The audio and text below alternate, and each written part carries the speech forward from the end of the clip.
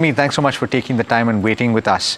The next question we're taking is on Asian Paints. It's in focus on account of numbers. We've got Ashwin from Guwahati who's asking about this. He's bought at levels of 2,410 rupees about 6 months back. What should he do right now?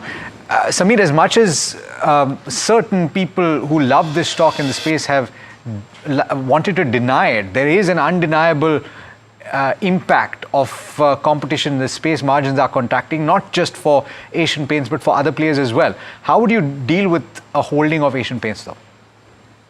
Okay, so rightfully so, Alex, you already said competition is definitely creating some problems with the margins, and that can be very clearly seen in the results.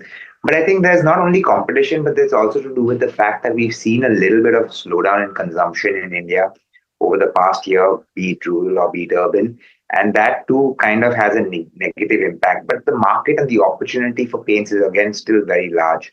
So we believe there's enough space for JSW and also Birla, that is Birla Opus as the Grasim group, to compete in the space. Yes, margins will probably not be as favorable as they were back in the day because competition is there and they want to eat into some market share. So that remains one big risk. But luckily, your caller has bought it not at the high price of 3,600, but at 2,400, so which is not too far from the current price. And if he has a slightly long-term view, I believe the market, as it keeps growing, and Asian Paints at the end of the day has a very strong brand name, can do well. The problem is the valuations post these new normals, at least not new normals, but the new lower margins, I would say, are still expensive. The stock is still trading at about 50 times 1 year forward. So, there's always a risk that the stock can see a bit more of a time period correction or even a stock price correction. But if he has a three-year view, I think there is some money to be made. Ideally, if it comes closer to 2,000 levels, I would be a buyer in the stock. At this point, I would just say hold on. That's the view with regards to Asian Paints. And I think apart from competition, as Samir rightly mentioned, it's also the muted demand, which is not picking up at all. And plus, there's downtrading also playing its part in terms of the overall margin downtick as well. So that's with regards to where Asian Paints stands. Our next question.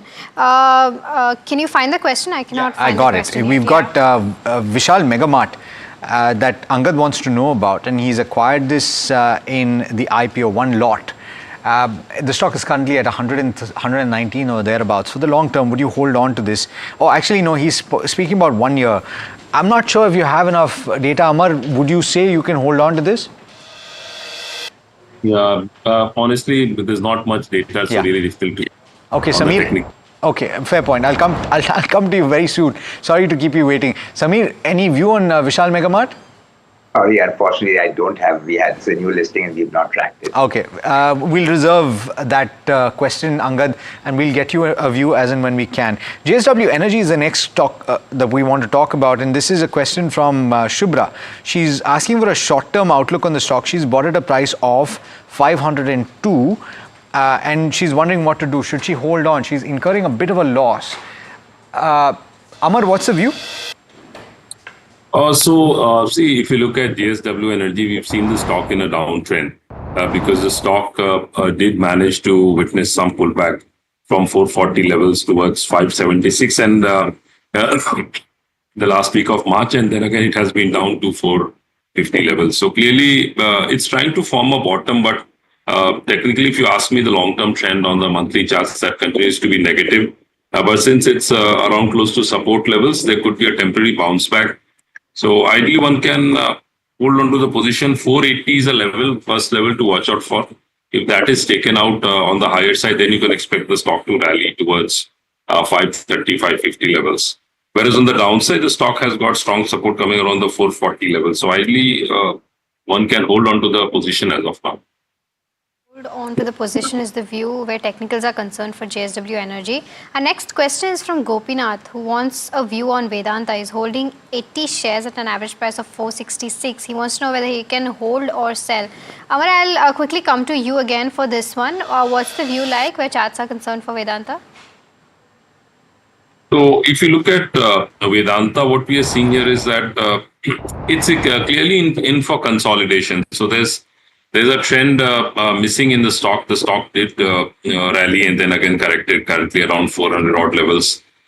seems to be forming some support around the 360, 370 zone, whereas on the upside, 420, 430 is a zone of resistance. So it's more of a trading play rather than any major trend that is visible technically on the charts.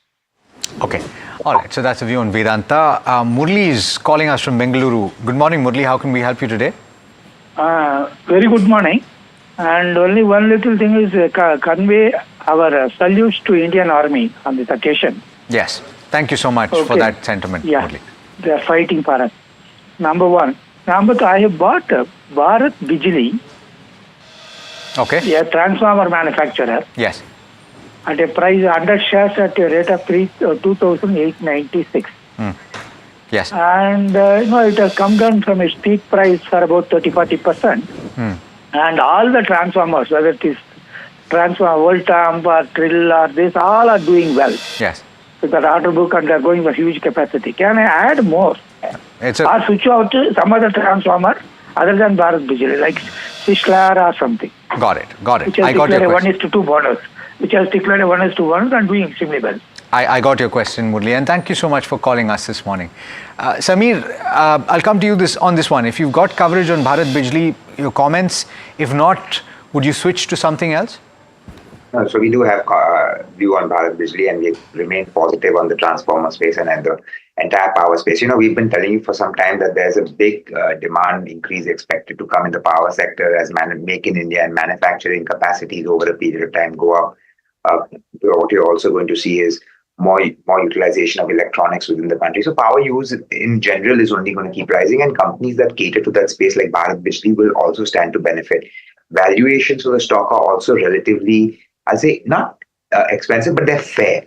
So if you are a person who likes to have value on their side, I think this is one of the counters that value is there on your side. So there is some upside potential according to us. We think this is something that one can add on to. At least for your caller, he's bought it at a good price, but the price it's moved up, no doubt, but he can keep adding on if he likes. We think the stock would probably rally all the way to 3,700, 800 in 2 years' time. Okay, so that's a view with regards to where Bharat Bijlee stands. Our next question is from Satyan, who wants a view on Nucleus Software from a longer term perspective. His target is for the next 18 odd months. Samir, I'll again come to you on this one. What's the view like? Sorry, again, I think last week also we asked a question on this one, but we don't have this. I don't remember. Okay, all right. Then I'll come to Amar then. Amar, in terms of Nucleus Software, what are the charts indicating and what's the target and stop loss that you are currently penciling in? Yeah, so if I look at Nucleus Software, the stock has corrected by almost 50% from its all-time highs, close to 1,800. Currently, it's around 900 odd level, slightly lower than 900. So the major correction in the stock is over, and what we are seeing is that the intermediate term trend that is clearly indicating that the stock seems to have formed a bottom. So there could be some buying opportunity here, but the stock needs to sustain above the 1,050 mark for any meaningful upside rally. If that is taken out, then the stock could witness a sharp rally towards 1,250, 1,300 levels. Whereas on the downside, the recent low should act as very strong support. That's around 720, 750 zone. So that should act as a very strong zone. So if anyone is looking at accumulating the stock, any correction is a buying opportunity. With a stop loss below 725. On the upside, above 1,050, one can expect some sharp rally in the stock, maybe 15-20% on the upside. Okay, so that's with regards to where Nucleus Software stands. Our next caller, Dilip, is calling in from Hyderabad. Dilip, a very good morning to you. How can we help you? Good morning. So currently I'm holding Gravita India, 390 shares at the rate of 1,900. Sorry, 1,900. So I'm leaving to be on this. Okay, and okay, all right. Got your query, Dilip. I'll take this up with Samir. Samir, any view on Gravita India? I mean, the numbers were fairly in line with what the street was expecting. Overall, the lead segment was, good for them this particular quarter. What's the view like? Should we continue to hold? Yeah, I mean, look, they're expanding also in the lead space, and they're also diversifying into various other spaces when it comes to rubber and in the global market. So, the recycling space, according to me, is something that has a huge opportunity of growth. The management has actually been very, very disciplined, that they try to ensure that whatever capex they put in generates anywhere between 20 to 25% return on equity. I'm not even talking about return on capital, return on equity. So, how much of the equity goes in. So I think this business has good growth opportunity over the next many years. Their plans come up within a 1-year period. The problem sometimes they face is getting the permissions to set up these plants for the recycling. But I think they will get quicker and faster over a period of time. And what we will see is the growth in top line as well as operating leverage. So we remain positive. Valuations are a little rich, so hold on for you. If you would like to add some more, I would say closer to 1400 would be a good price to add, but I would not sell the stock given the fact that the growth is very strong and the opportunity in this space is very strong. View on the fundamentals. We've got a couple of questions that are coming through on Tata Motors. One is from BJ Kulkarni, who's got a long-term view, and he's got Tata Motors that he's bought at levels of 655, and the relatively shorter-term view, 3 to 6 months, is from Abhishek. He's bought 10,000 shares at a price of 697 rupees per share, and he's wondering at what level should he consider selling. First, on the fundamentals, Samir, I'll come to you. There are significant developments in the recent past with Tata Motors, and it's been a bit of a yo-yo or pendulum in terms of bad news and good.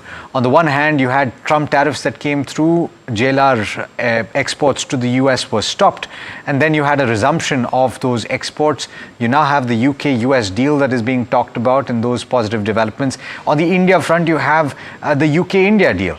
The FTA, which would allow the company to bring in vehicles at a cheaper price. So things now finally moving in favor of JLR. Would you buy? Would you hold? So we've been a buyer in JLR, Tata Motors for quite some time. We've been saying that the stock has seen a very sharp correction. Apart from the 2 points that you kind of more or less mentioned why we are positive, there's also a demerger coming in where the commercial vehicle business and the passenger vehicle business will be demerged. So that would lead to some amount of value unlocking. Sorry, and like you rightfully said, the opportunity for them, which to open up a bigger market share or to gain some market share in India opens up because their cars will probably the fully made imported cars, the value will come down, which are very expensive, which means they will become much more competitive. So that's a great benefit. And in the US, with the US-UK trade agreement in place, they again could take maybe some little bit of market share from some of the other companies which are making it in the European Union where the trade agreements are fully not in place, and try to maybe get some market share in the interim. And valuations again are comfortable. I think company is profitable. We believe long-term growth is good, so I would definitely buy onto it. Absolutely. So thanks so much for that view. I also want to complete the loop, so to speak, because we also got that shorter term question. 697, I think, was the buy price Abhishek had, and he's got 3 to 6 months. Amar, on the charts, would you hold on? It's more or less where the stock price is right now. So if you look at Tata Motors definitely has witnessed a pullback from the recent lows, and it seems to be inching higher. But on the upside, technically, if you ask me, somewhere around 715, 730, that's a zone of resistance for the stock. Yeah, if that level is taken out, then the stock has a potential to rally towards the 750, 760 mark. That's where again it would run into a wall of resistance. So I would recommend that if you're looking at it from a short-term perspective, maybe the two levels to watch out for is 720, 725 on the upside. If that is taken out, hold on to your position. It could rally towards 750 levels where you could definitely look at making profits. Regards to where Tata Motors stand. Our next caller, Suresh, is calling in from Hyderabad. Suresh, a very good morning to you. How can we help you? Hi, very good morning. I'm holding Nalco in 350 shares here. I'm holding one at 152. Okay. So I'm in loss around 5%, 4.5%. But can I add more for a shorter term, like 3 to 6 months? And 3 to 6 months, can I add more? Okay, got your query, Suresh. I'll take this up with Amar. Amar, what are the charts indicating for Nalco? Should we continue to hold for the next 3 to 6 months and also add more? Yeah, I would say if you look at Nalco again, Nalco has witnessed a sharp correction from 260. Currently, it's around 150 odd levels. So in the metal space, I would say one can look at adding some position. But if you look at the intermediate term trend, that clearly is still weak. So what is likely to mean is that if there is selling pressure in the markets, we could witness the stock retesting its recent low of 135, 137.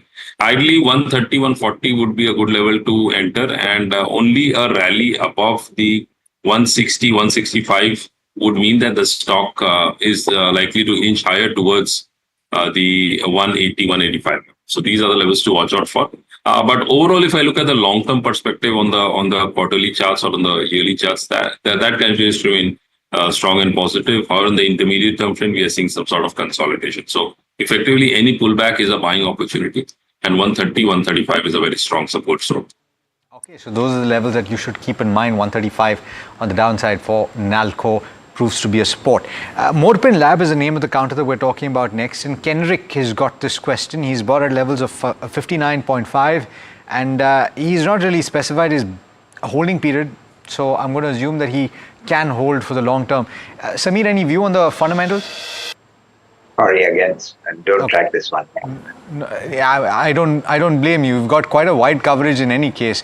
Amar, on the technicals, what would you do if you bought Morepen Lab at a price of 59.5? I would say if we look at the stock on the intermediate term trend, clearly is showing consolidation and the levels 42, 43 on the downside and 64, 65 on the upside. So you can say 40 and 65. That's a range for the stock, and the structure of the stock is that the stock has corrected by almost 50% from its recent highs, and the stock definitely has very strong support at the lower level. So ideally, that should not be breached. But for any meaningful rally, it needs to sustain over the 64, 65 level. So adding at the current levels, I wouldn't recommend. But yes, on any significant correction towards 45, 46 or levels, maybe a 10-15% correction, there one can look at adding from a long-term perspective. Okay. But we'll have to... Yeah. Okay, so that's a view on Morepen Lab.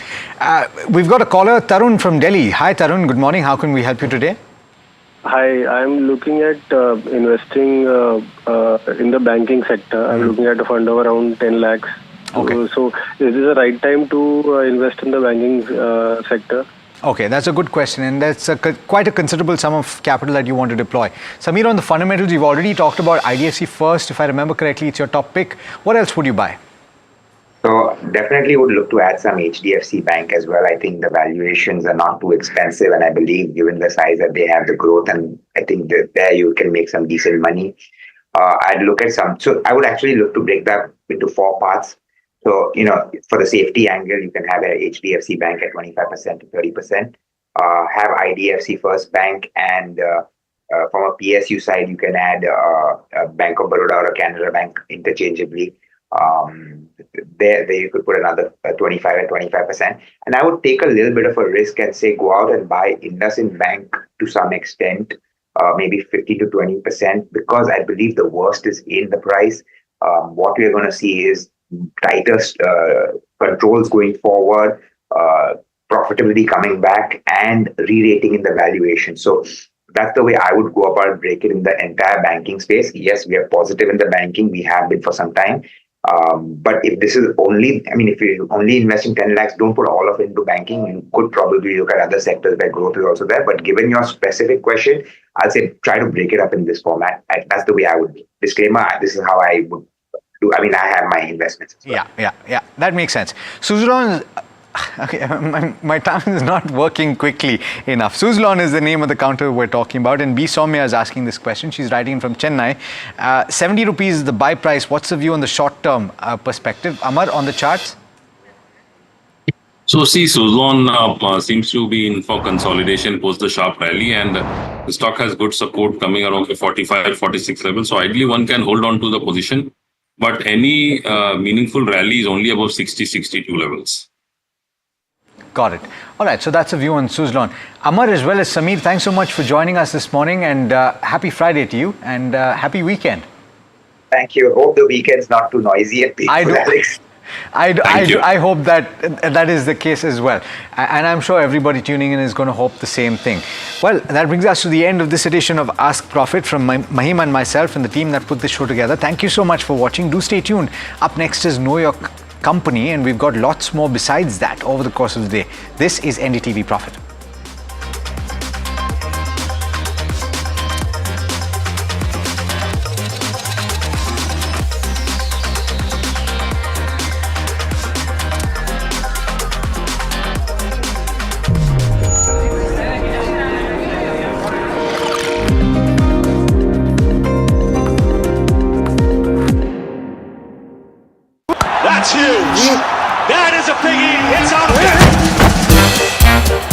Gold plus clear glass, पार हो या near, सब कुछ दिखे clear.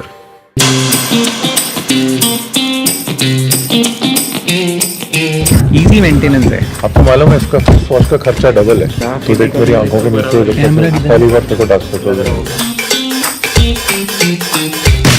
एक मरे हुए मुर्गे में अगर जान डाल सकते हैं ना तो लिशियस बने। फ्रेंडशिप केम फर्स्ट और द आइडिया केम फर्स्ट? अब है, you know, he was my friend.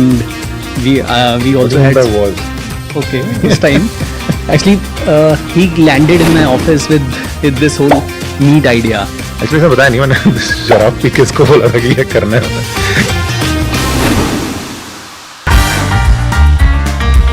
So you have the conversation in his office. He doesn't take it too seriously. इसको मैंने बुलाया घर आजा भाई, दोपहर को आया अपने महंगे वीसी वाले कपड़े पहन के, दरवाजे पे घंटी बजी, वो भैया ने इसको सोन पापड़ी के डब्बे में मटन पकड़ा दिया। इसके महंगे कपड़ों पे थोड़ा वो छलक गया।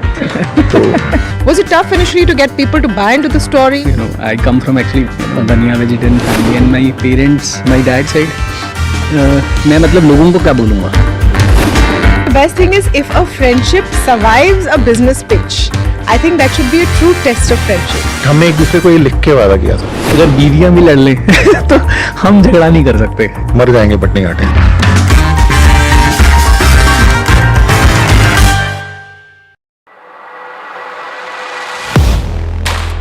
Do you really know the company you invest in?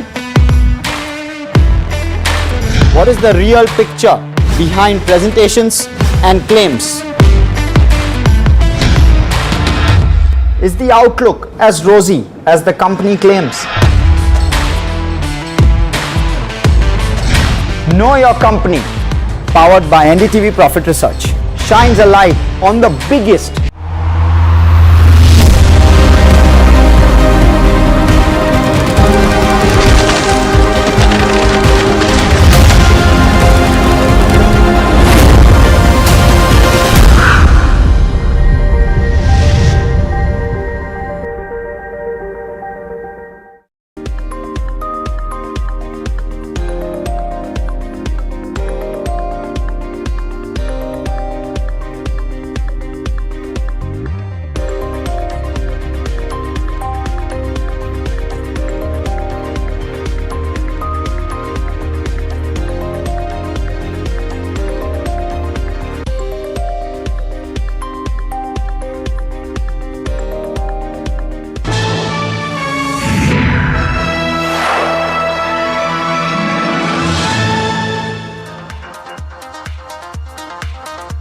Hello and welcome. Thanks for tuning in. This is KYC. We're going to today look at Wonderla Holidays. It's an interesting business from a perspective that it all depends, and there's footage playing.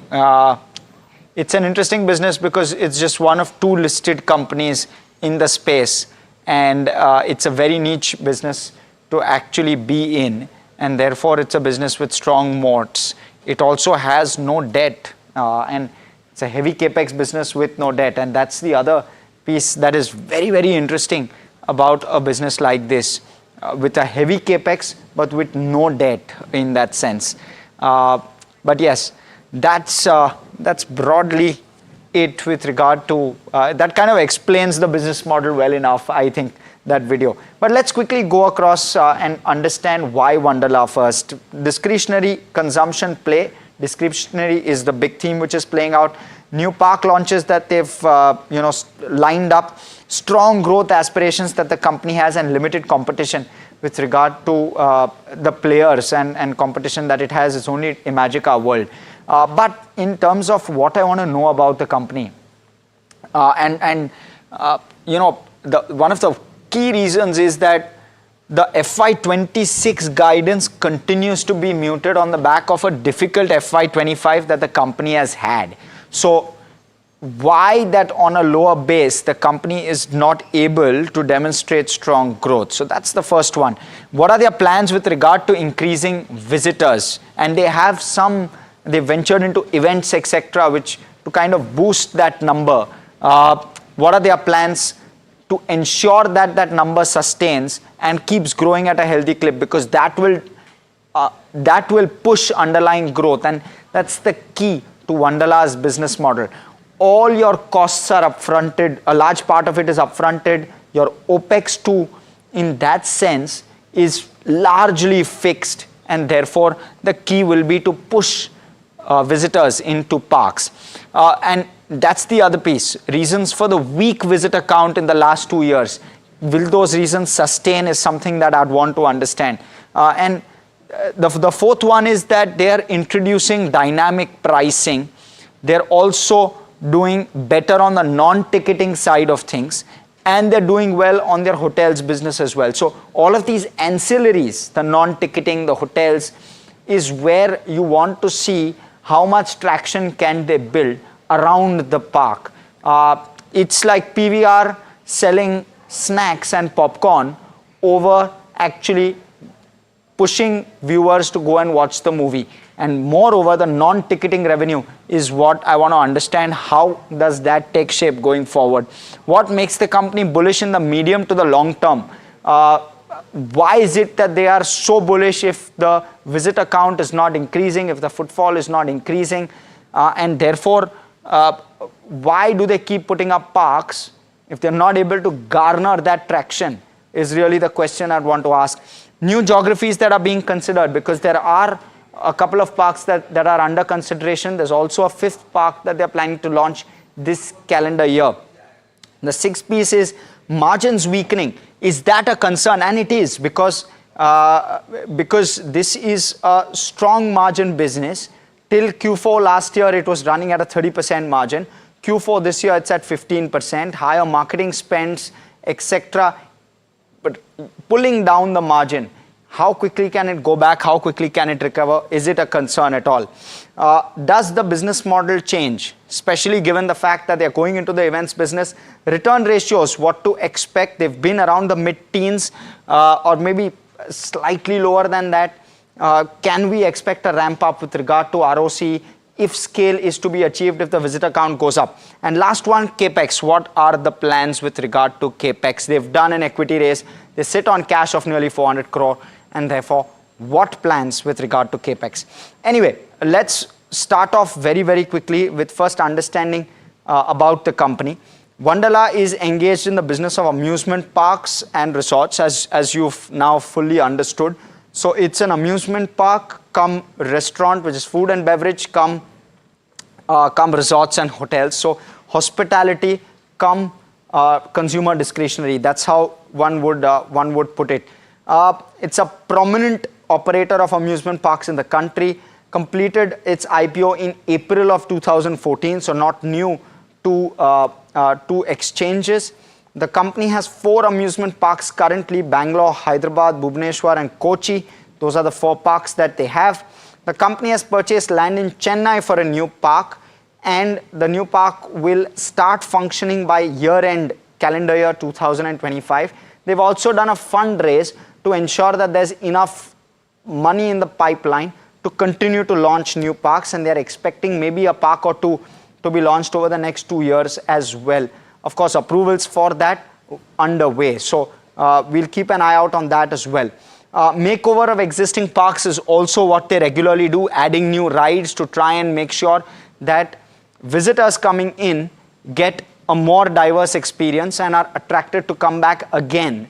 Not just for the same rides, but there are more rides and more diversity in that sense for visitors to try and enjoy. But that's the sum and substance of it. In terms of non-ticketing revenue, those are your levers to kind of push non-ticketing revenue, and this will become important when we look at the operational metrics and when I give you a breakup of how the revenue split is happening in terms of ticketing versus non-ticketing and how the growth of those are happening. So keep this in mind. This is broadly how the non-ticketing services revenue is shaped up. We'll speak to Arun K. Chittilapalli, who's the chairman and managing director at Wonderla Holidays, to get a perspective on all of that we've just spoken about. But it's time to go across and look at our KYC metrics. What will we be looking at?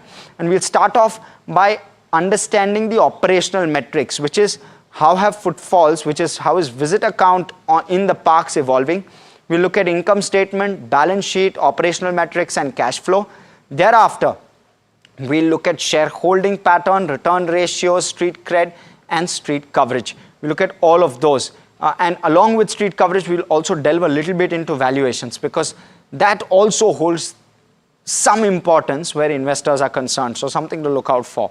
But let's quickly start off with the income statement. And within that income statement, we're seeing good growth with regard to top line. So your top line has shaped up fairly well over the last few years.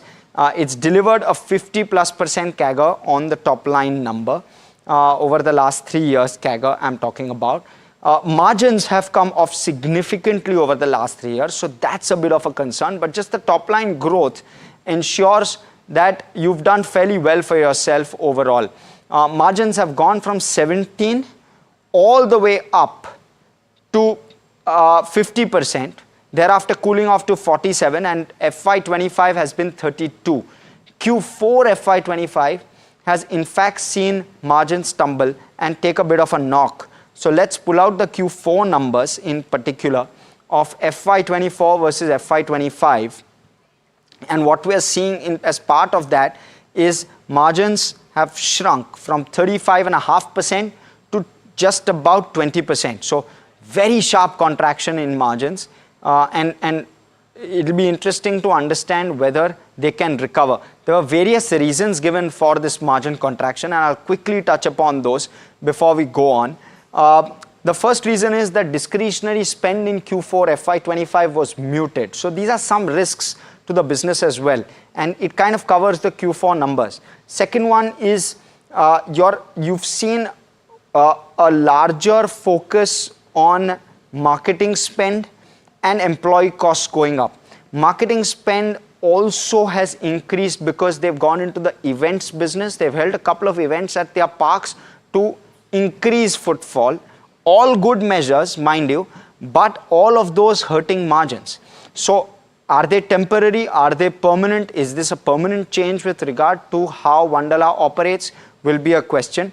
And organizing an event inevitably increases the recurring expenditure that the company incurs, because otherwise the park is functional as is. But if you have to hold an event, then you have various other expenses to take care of, including the performers, etc. And that kind of dilutes margins to a certain extent from what the management has suggested in the Q4 con call. So the increased expenses is what is hurting that margin number. But nonetheless, EBITDA has grown in a very nice and healthy fashion. You look at the absolute EBITDA, it's gone up 91% over the last 3 years. Even when I'm looking at the EBITDA number absolute between FY22 and FY25, as you can see on your screen, it's gone up. If you can switch over to the FY25, correct. So if you look at the number 22 to 147 is very, very healthy, but the journey there is difficult because FY23, the EBITDA was 213 crore and FY24 it was 230 crore. So actually there's been a shrink with regard to EBITDA when you're looking at each of the years, and that is where some of the concern lies, and we'll try and quiz management as to what to expect going forward on this count as well. So that's how the income statement stacks up. Some concern, no doubt, but the direction with regard to top line growth is absolutely solid and it's right. Even in terms of profitability, the direction is the right direction in which they've gone in terms of profit after tax. So fairly decent in that sense. Again, it's cooled off versus FY23 and FY24, but nonetheless, the profit direction seems just about right. Let's look at the balance sheet therefore. Now, when you're looking at the balance sheet, you look at the equity capital, it's gone up from around 1,100 crore to 1,700 crore in the last year or so. That's because one, they had an equity raise of around 500 odd crore, and then you obviously add the profit after tax for FY25 full year, and that's how you've added the 600 crore to the 1100 crore number and arrived at the 1700 crore in terms of net worth at this point. Borrowing is close to zero. This is a very low to no debt company, which is impressive because they do a lot of capex. But when you're looking at the cash and bank balance, it's sitting on a 400 crore cash balance. No surprise. Why? Because they've done an equity raise in FY25. and that aids the cash balances. Those cash balances are not fully deployed yet, and therefore how do they deploy that cash balance and how quickly do they do that will be a question. Now, very important to note here, for a 4,000 crore market cap company to have a cash balance of 400 crore is significant, and therefore that's the other piece you want to be careful about as to what they do with that cash balance. But for the moment, that's how the financial metrics look. No concern with how the balance sheet has been going about itself. There's absolutely no concern there. Let's look at operational metrics now. Now, in terms of operational metrics, again, it's crucial to understand footfalls. Now, what's happening with footfalls is that they are falling. Footfalls have actually fallen 10% FY23 versus FY24 and FY25. So from 3,311 crore come down to 3,050 crore in terms of footfall. I apologize. Footfall from 33 lakhs has come down to 30.5 lakhs. That's how the footfall has come down by. Now, in terms of park-wise footfall, that's the distribution. The park in Bhubaneswar will start to incrementally add to the footfall because this is a park which was launched in FY25. So it's starting to see an expansion in footfall even in Q4 and very sharp growth that we are seeing there. So FY26 will be the year, first full year of the Bhubaneswar park becoming operational. So you want to see as to how that park does in terms of footfall and where it goes and how it contributes to the overall footfall of the company. But this clearly is a point which is lacking. Let's look at revenue per user. And when you're seeing it 2023 versus 2024 versus 2025, revenue per user has not gone up significantly. It's gone up by just about 16-17%. And therefore your ARPU, which was at 1,250 rupees per user, has gone up to 1,450 rupees per user. No significant increase. Let's take a breakup of this as well. The breakup of this is on ticketing versus non-ticketing. And in terms of the breakup, again, very interesting metrics. The ticketing numbers haven't gone up substantially. It's the non-ticketing numbers which are showing the best growth. This is average ticketing revenue and it's location wise. If you see it, hardly a 2-3-4% growth, not more than that. But when you're looking at non-ticketing, let's look at those numbers with regard to non-ticketing, and the average has seen a growth of at least 15% and therefore a large chunk of the revenue coming from non-ticketing, and that piece is doing very, very well for itself. So non-ticketing is the big focus. Let me now quickly take you through cash flows. Interesting here because cash flows actually come off FY23 versus 24 versus 25 along expected lines, and we'll give this a thumbs down because cash flows have come off, but they are in line with profitability. So that's a positive. No receivables, no working capital requirements, none of that. The net cash flow is close to zero because a lot of the cash flow goes into investing activities and investing in new parks. Now let's look at return ratios. Return ratios have been steady in that sense over the last couple of years, around 15%. Can they maintain that will be the question, but clearly not the best place to be with regard to where return ratios are. Now, return ratios technically are a neutral, largely because it's a mid-teens kind of return ratio and there's no debt. So it's largely equity, and therefore your return ratios don't look as weak for a high capex company. They're doing fairly well for themselves. If they're able to do well on the top line count, then you might well see these return ratios turn around and do very, very well. And therefore, we'll want to understand whether there's a target IRR or whether there's a target return ratio. But we'll give this one a neutral with regard to where return ratios is concerned. Let's look at shareholding very, very quickly because we're running out of time as well. So in terms of shareholding and in terms of promoter holding, it's around 62% currently. That dilution that you see is purely because of the equity raise that's happened. FIs are showing a better interest in the company. As part of the fundraise, we've had Custody Bank of Japan, which has put in money and now owns around a 2% stake here. There's also Value Quest India, which owned this one, but now owns it maybe through another emerging markets fund. There are DIs, Tata Mutual Fund, SBI Magnum, which own around 9% of the company, so something to look out for. Some good investors within that FI, DI bracket as well. But the public shareholding has gone up substantially. So from FY20, which was at 27,000, the public holding has gone to 58,000. Something to be careful about. Number of shareholders have gone up substantially. That's how it's shaping up on the shareholding count. We'll give this one a thumbs up, no doubt about that. Let's look, therefore, at street cred now. In terms of street cred, stocks done nothing over the last year or so, and those numbers will flash on your screen. Stocks done nothing over the last year or so. For the last 5 years, it's done quite well for itself. It's not done badly at all.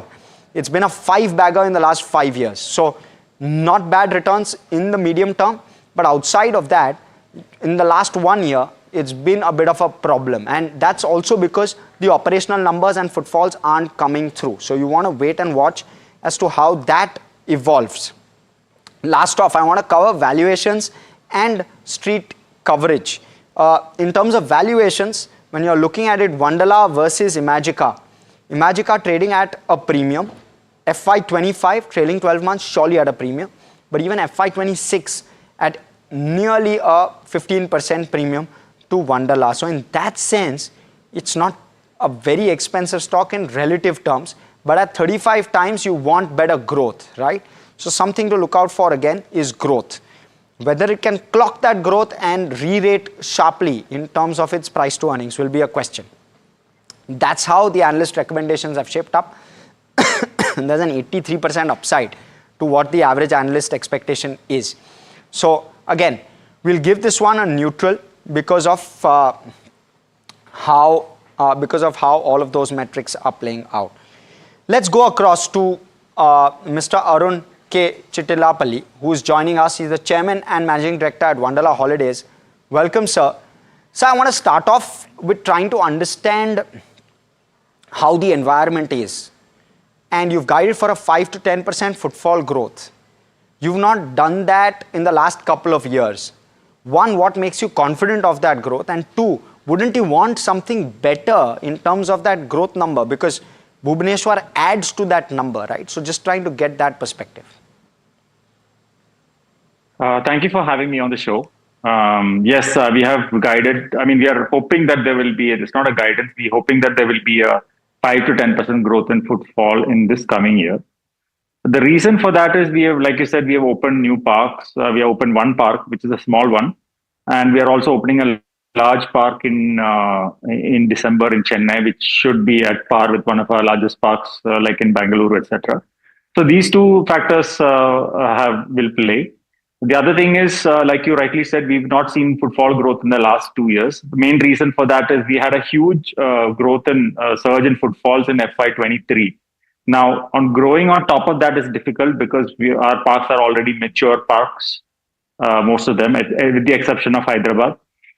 So we are not expecting growth in footfalls there. And what usually happens when we have extraordinary growth in footfalls is our reviews become negative, and then people, don't come. And then, of course, there is,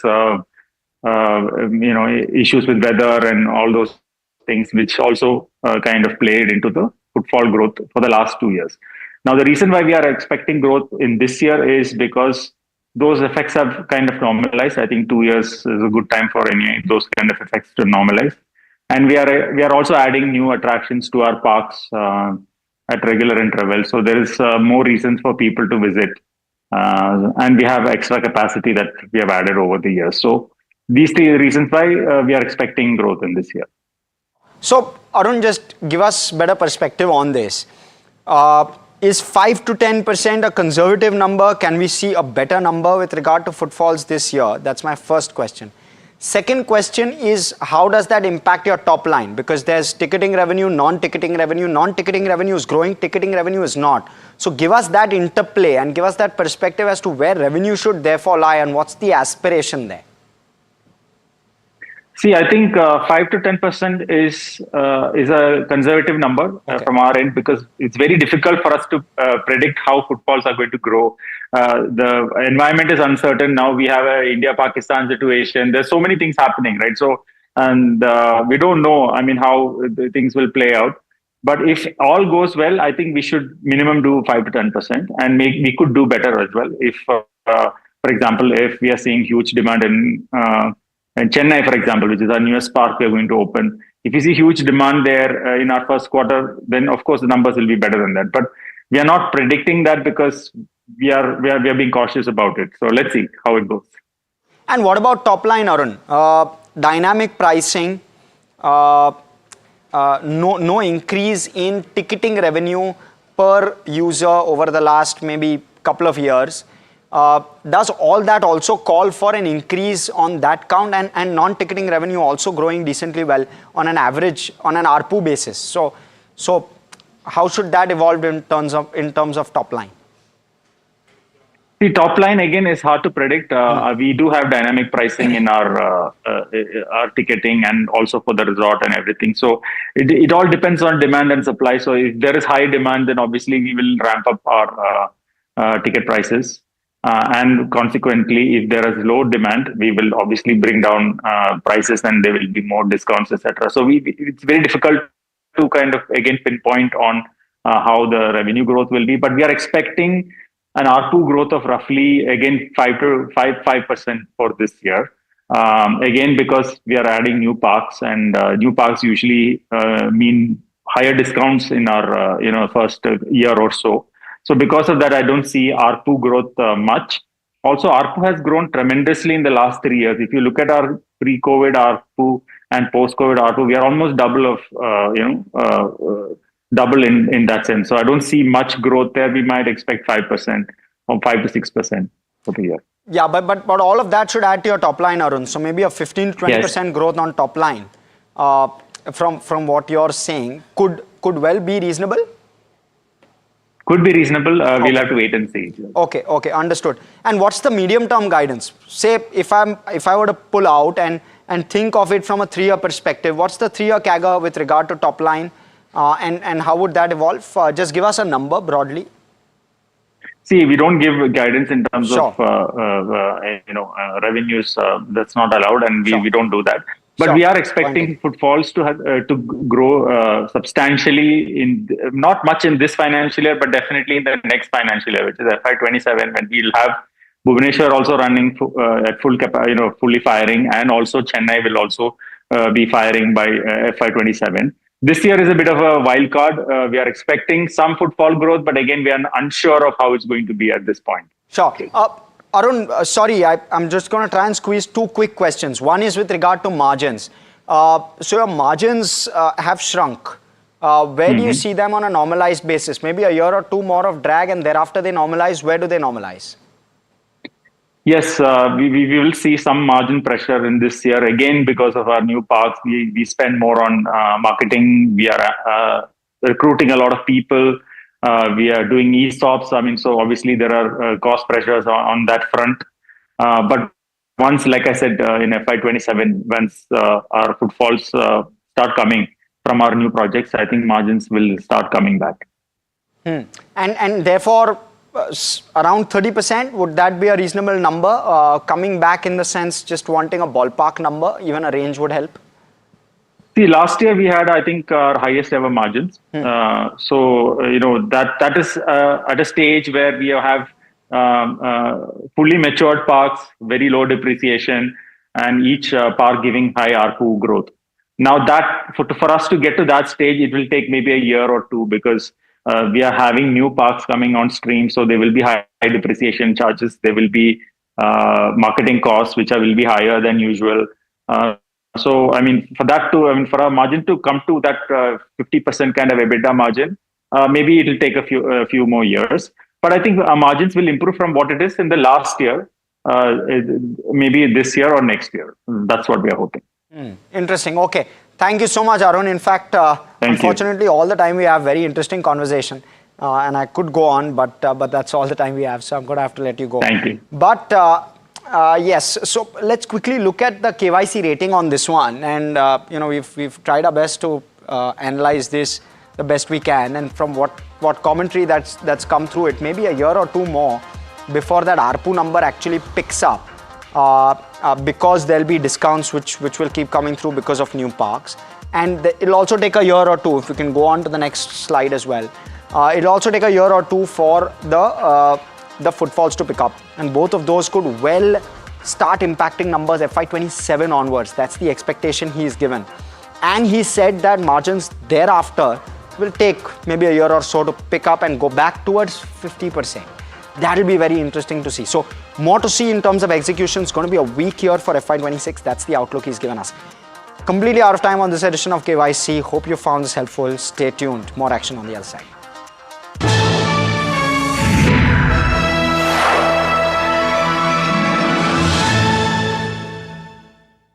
gold plus optimistic reflective glass लगाओ, धूप की गर्मी को दूर भगाओ और बिजली का बिल भी बचाओ।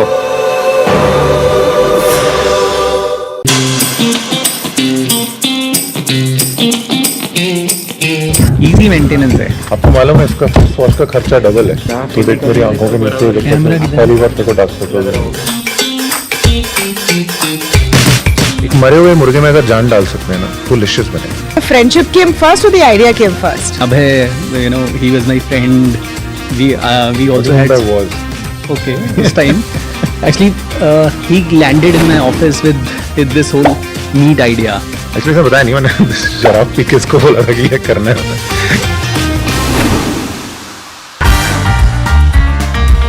So you have the conversation in his office. He doesn't take it too seriously. इसको मैंने बुलाया घर आजा भाई, दोपहर को आया अपने महंगे वीसी वाले कपड़े पहन के। दरवाजे पे घंटी बजी, वो भैया ने इसको सोन पापड़ी के डब्बे में मटन पकड़ा दिया। इसके महंगे कपड़ों पे थोड़ा वो छलक गया।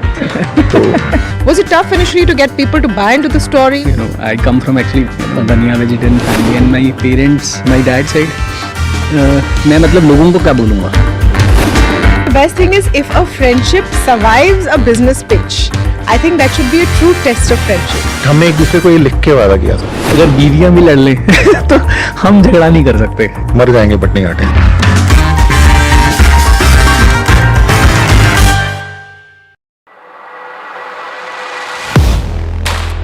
Do you really know the company you invest in?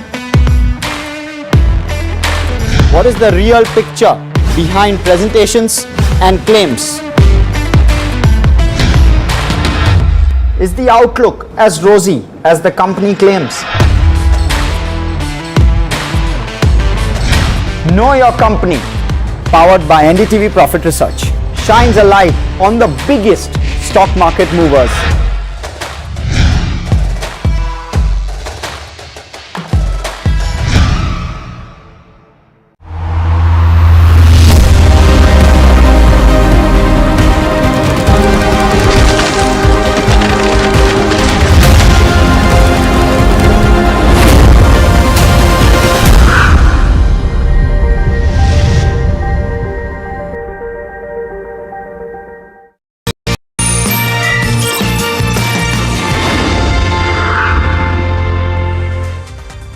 Hi, thanks so much for joining in. You're watching Markets at 12. Let me take you through the latest data that has come through from the Association of Mutual Funds in India. This essentially tabulates the inflows and the outflows from the mutual fund industry in the month of April.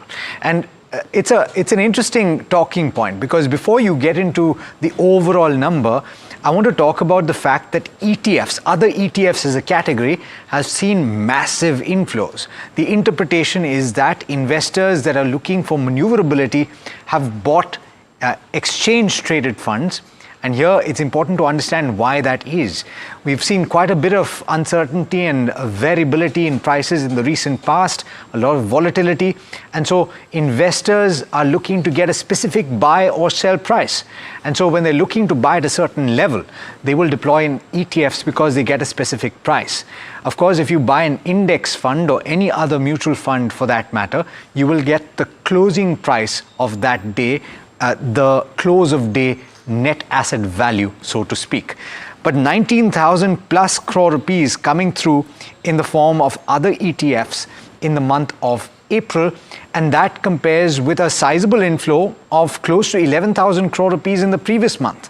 So if you cumulate the index fund inflow in the month gone by, that is about 1,500 crore rupees, and 19,000 plus crore rupees in the form of other ETFs, then equity ETFs and equity index funds have got upwards of 20,000 crore rupees of inflows on a net basis, and that's quite considerable considering that active mutual funds have gotten an inflow of about 24,000 crore rupees. Now, we'll talk more about that in just a bit. Let's listen into what the management of Asian Paints has to say about their results. My first question to you is that it's been a tough year and a tough quarter overall for Asian Paints. You know, there are a couple of factors playing their role: muted demand, there's down trading, there's high competition playing out. Just wanted a sense as to, how do you read all this, and when do you think that things will start to improve going ahead in FY26? So overall, the quarter has been tough. The demand conditions has been fairly weak in terms of what we have seen overall to that extent. And that has kind of led to possibly the 2% volume growth, what we have kind of achieved in this quarter as we see it. Overall, what we see is that the urban centers continue to be on a lower growth trajectory. The T3, T4 cities, the rural centers are doing relatively much better in terms of what we see. The overall decorative industry is definitely facing larger challenges, and we kind of anticipate that the entire paint industry would be negative as far as the decorative paints is concerned. The industrial paints is something which has been doing quite well overall. They have been in the range of anywhere between 6 to 10% in terms of the growth which we have been able to see from a point of view of the industrial sector to that extent. And the other sector which has done well is the B2B institutions led market, which is there to that extent, where possibly the growth rates have been definitely much better in terms of from an overall scheme point of view to that extent. So I think that kept in mind today, I think the larger challenges comes in from the decorative sector in terms of the overall paints, in terms of what we're looking. Going forward, we are definitely seeing some upswing in the month of April in terms of looking at going ahead.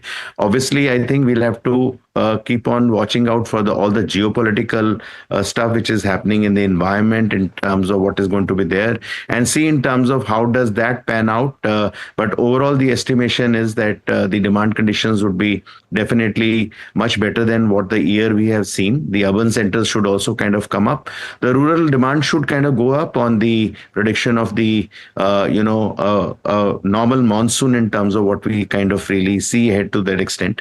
The luxury to mid-level housing, I think, is another area where we see that there should be a strong growth in terms of what we will get. Government spending on infrastructure would be a strong imperative area in terms of what we will continue to see this year to that extent. And finally, the industrial paints in terms of auto, powder, protective paints should kind of do well. I think given all this imperative, we see that we should be clearly aiming for a single-digit volume value growth for the coming year to that extent as we go forward. Got it. And since you were talking about the overall industrial segment doing well for you, just wanted to understand that overall profitability, operating profitability has slightly been impacted there, and this is due to higher investments in the sales network as well. What's the sense there, and what's the kind of scope of improvement that you're expecting in the next financial year? So see, we always have been operating, under a certain guidance in terms of what we have given the market. We have always maintained a PBDIT margin guidance of about 18 to 20%.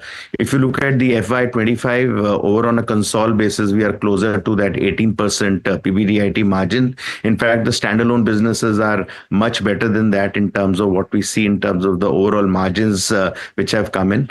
So while I think the margins have come under a little bit of a pressure going forward, I think the way the organization is looking at the cost imperatives, the way we are looking at possibly our backward initiatives in terms of what we are doing to that extent, I think we are still kind of maintaining the guidance of about 18 to 20% in terms of PBDIT margins, which we should be able to kind of retain as we go forward.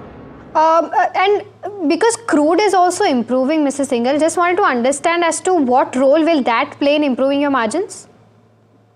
So overall, if you look at the last quarter, which is quarter 4, there has been a deflation of about 1.5% in terms of what we have seen. So I think it is up the gross margins overall from a point of view of one level, which is coming into that extent. As we go forward, crude is kind of reached a certain level, which we think possibly is stabilizing at. But there seems to be still a lot of volatility in terms of the overall environment with respect to the currency. Rupee dollar has been behaving very differently in the last about 2 months in terms of what we see.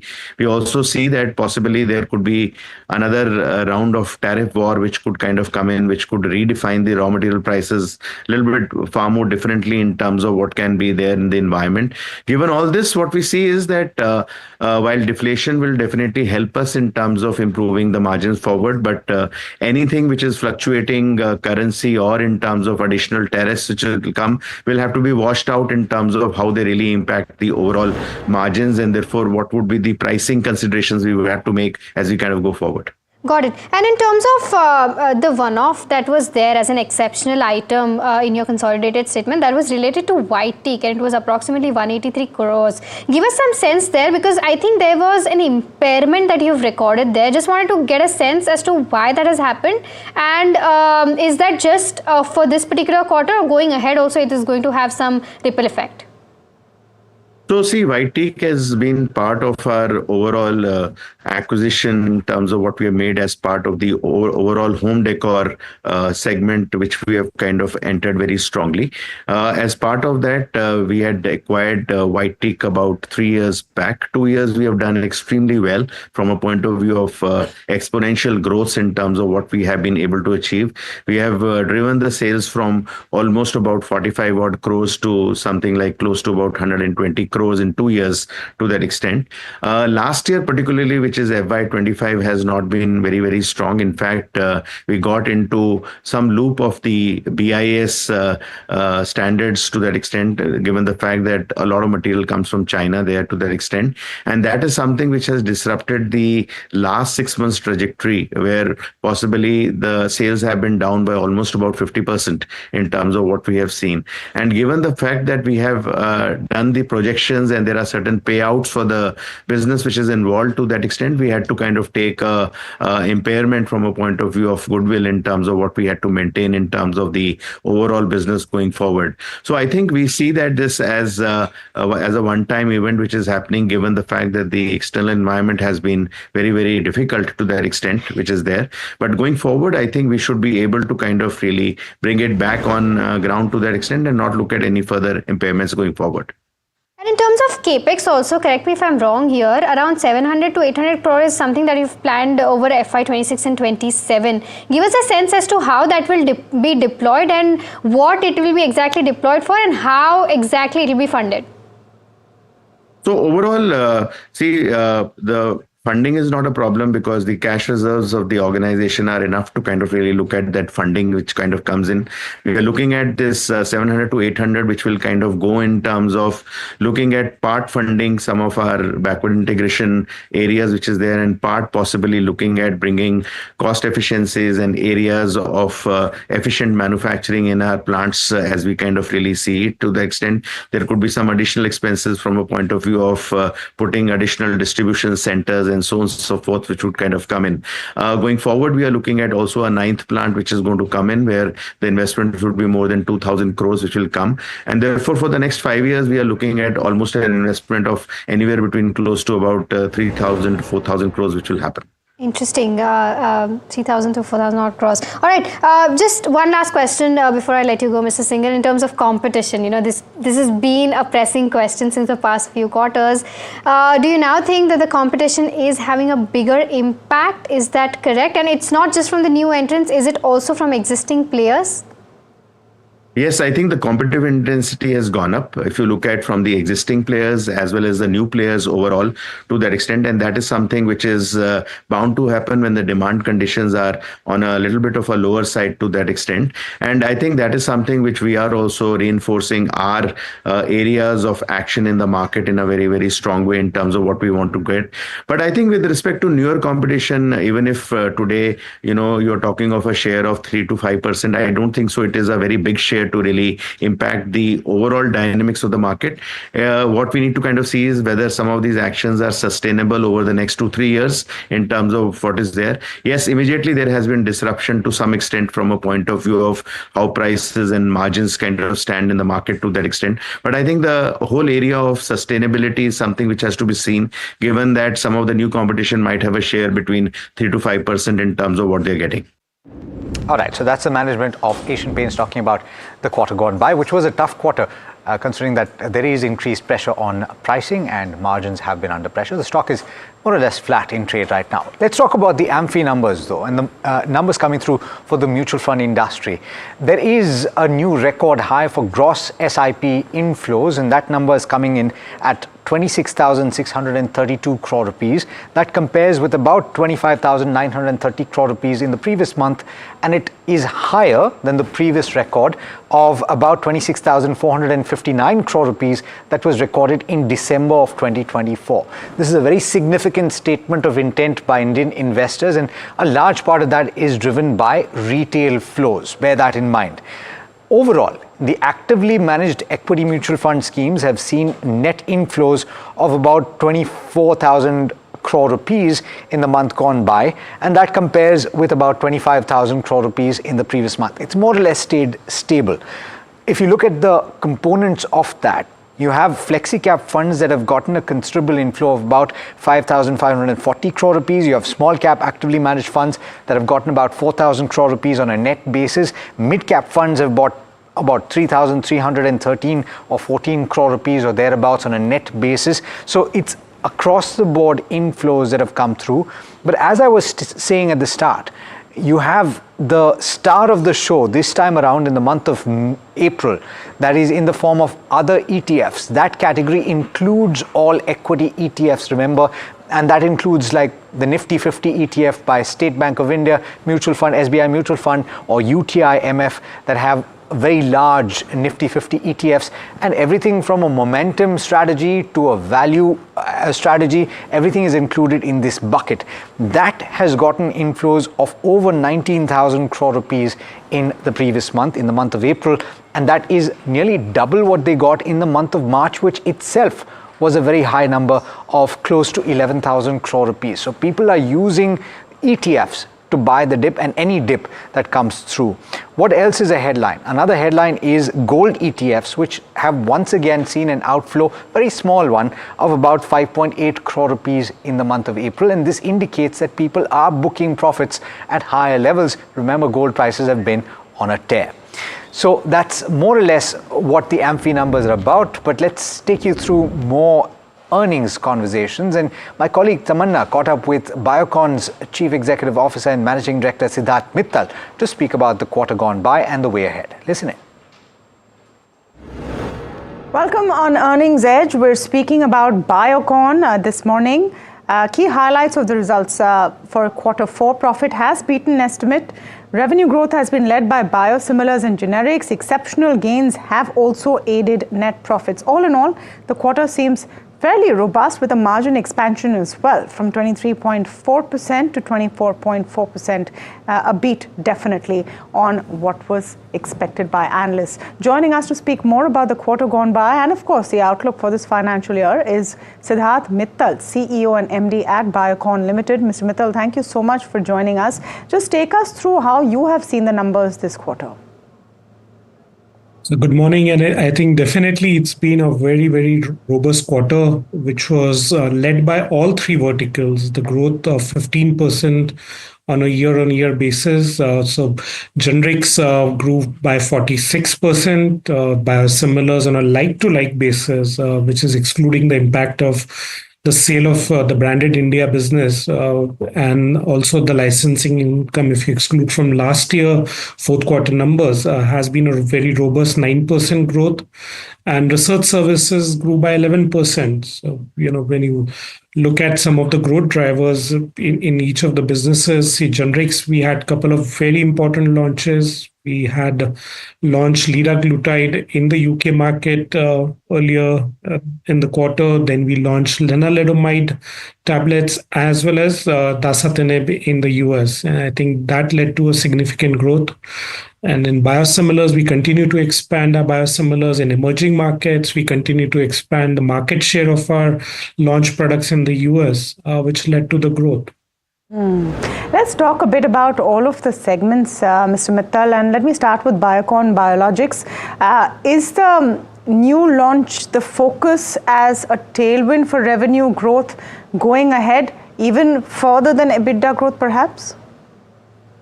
Well, revenues would, of course, continue to grow. There are tailwinds in areas such as insulin. We see a huge demand for insulin in various parts of the world.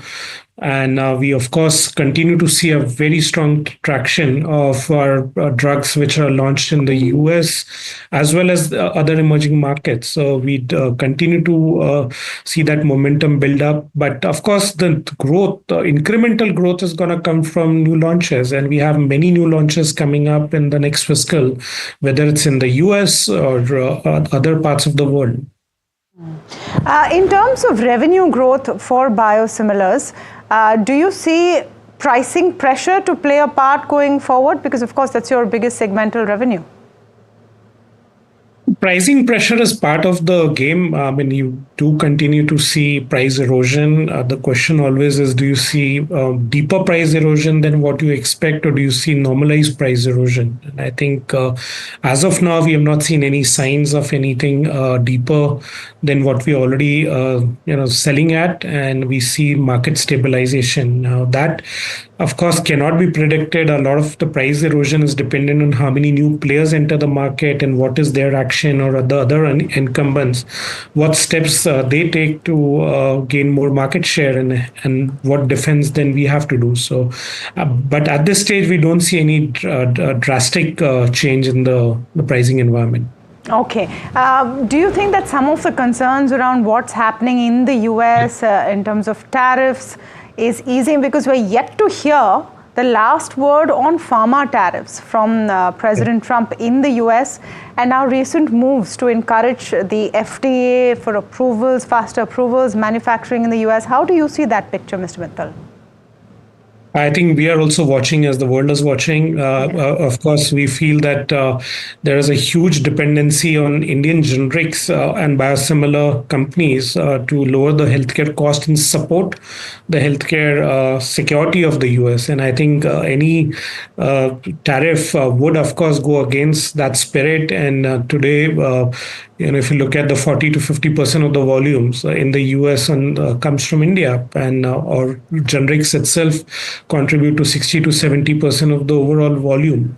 And the value is only 20%. So putting any tariffs would be counterproductive. We, of course, will have to wait and watch what kind of tariffs are being levied. But, in short term, we could see some disruption. But at the end of it, if you look at most generic companies and the margins that they're getting from the US business, I mean, there's very limited room for the companies to absorb the impact of tariffs. So somewhere we expect that the price would end up being absorbed by the patients or the consumers or the payers in the US. In terms of the India, so since we're talking about geopolitical impact for your business, and that's one big factor, we already spoke about the US impact. I just want to understand what the India-UK FTA means for you, and how do you see that going forward? I think it's, of course, a very encouraging step. 3 years of negotiation led to the settlement, and I think that's I would say, a very important milestone. Now, from an industry perspective, specifically when I talk about pharma, I think we've not seen anything detrimental. We definitely see a lot of encouragement between the two countries to work on newer technologies and strengthen ties further than what we have. So I definitely think it'll be positive for Indian companies to work with the UK companies to further expand and provide market access to the patients in the UK. Let's talk a bit about the generics business. Robust growth in Q4 of 46%. Is this sustainable? Were there one-time factors, giving rise to this? Just give us a sense there. So there was definitely an impact of launch of generic lenalidomide during the quarter, which bolstered the revenues during fourth quarter. I'll remind you that we had a settlement with the innovator and for launch of a certain volume in before the unlimited launch, which is in January 26. So January 26 is when you'll see everyone capture the entire market. But till then, each company had negotiated a certain market share, and we have supplied a large part of what we had negotiated with the innovator in fourth quarter. So yes, it will normalize in the coming quarters, but when I look at it on a full year basis, in FY26 we have very important launches coming up. We recently launched liraglutide in UK, so we'll see a full year impact of liraglutide in the UK market. We are also gearing up for launching liraglutide in Europe, which will lead to the growth in first half of the next fiscal. And then we are expecting approval from the US FDA for both liraglutide as well as for Copaxone. Now, apart from these important big blockbuster opportunities of Copaxone and liraglutide, we have many other OSDs also, which will be launched in the US. And I think a combination of growth in generic formulations and in our API business, we definitely expect a good growth in the generic segment on a full year basis in FY26. Can you give us a broad number to what that growth looks like, if you're comfortable with that? Sure. I would say that it's more in high teens or to 20%, high teens to 20% kind of growth level is what we can definitely deliver. And on a consolidated margins basis, you think this 24% range is sustainable, or do you see this as an up move? Because you're talking about a lot of blockbuster drug launches, expansion of liraglutide baked into the next financial year, or this financial year actually. Yeah, I think it should be sustainable. I definitely don't see a significant expansion. We do look at launching new drugs, which will increase the margin, but the existing base business also gets impacted by the normalized price discounts that you have to pass on to your customers. So net, I don't see a significant change. Of course, it could be a bit lumpy during the quarters. I mean, fourth quarter was definitely high on account of the generic lenalidomide launch. But when you look at full year FY25 numbers, those kind of numbers should be sustainable in FY26 as well. Yeah, just a couple of questions. You've raised funds, 4,500 crores. What is the deployment plan there? We have announced that we are going to raise 4,500 crores in one or two more tranches. And mainly this is to take care of the obligations that Biocon has towards Biocon Biologics acquisition of Viatris, where we had taken in certain structured debt or structured equity from few of the investors. So this is to take care of those obligations. Okay. Just one word on a possible Biocon Biologics IPO. Is that still being penciled in? Is that being deferred, looking at how the markets are right now? Well, the markets, of course, are not at its best time. So the option continues, but we are also evaluating what are the other options we can pursue if it's not IPO. And I think we just constituted a committee of the board to look at all the options, and including a possible merger of Biocon and Biocon Biologics. Okay, so that's pretty much out there. Thank you so much, Siddharth Mittal, for speaking with us. CEO and MD of Biocon Limited. It's been a robust Q4, but the outlook for the financial year also seems pretty optimistic, with new launches being the cornerstone.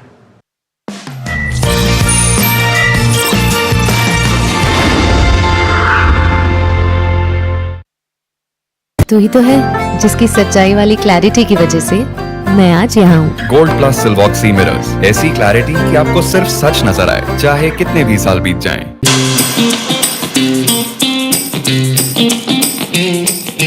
Easy maintenance है। आपको मालूम है इसका face wash का खर्चा double है। तो देख मेरी आंखों के नीचे पहली बार तेरे को डार्क सर्कल है। एक मरे हुए मुर्गे में अगर जान डाल सकते हैं ना तो लिशियस बनेगा। Friendship came first or the idea came first? Abhay, he was my friend. We also had. Okay, this time. Actually, he landed in my office with this whole neat idea. Actually, मैं बताया नहीं, मैंने शराब P के इसको बोला था कि ये करना है।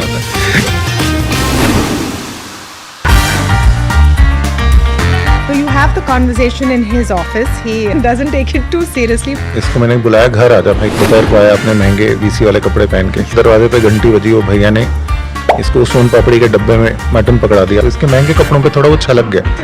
तो Was it tough initially to get people to buy into the story? I come from actually Dania vegetarian family, and my parents, my dad said, मैं मतलब लोगों को क्या बोलूँगा? The best thing is if a friendship survives a business pitch, I think that should be a true test of friendship. हमने एक दूसरे को ये लिख के वादा किया था, अगर बीवियां भी लड़ लें तो हम झगड़ा नहीं कर सकते। मर जाएंगे पटनी घाटे।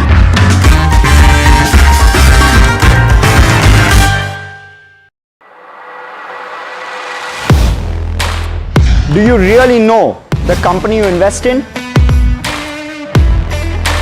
What is the real picture behind presentations and claims? Is the outlook as rosy as the company claims? Know Your Company, powered by NDTV Profit Research, shines a light on the biggest stock market movers.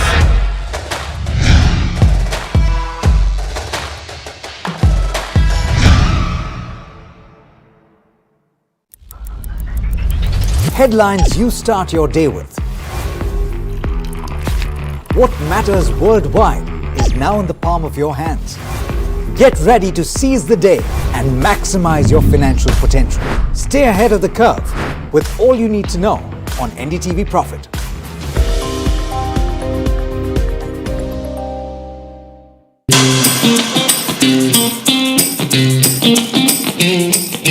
Easy maintenance है। आपको मालूम है इसका face wash का खर्चा double है। तो देख मेरी आंखों के नीचे पहली बार तेरे को डार्क सर्कल है। एक मरे हुए मुर्गे में अगर जान डाल सकते हैं ना तो लिशियस बनेगा। Friendship came first or the idea came first? Abhay, he was my friend. We also had. Okay, this time. Actually, he landed in my office with this.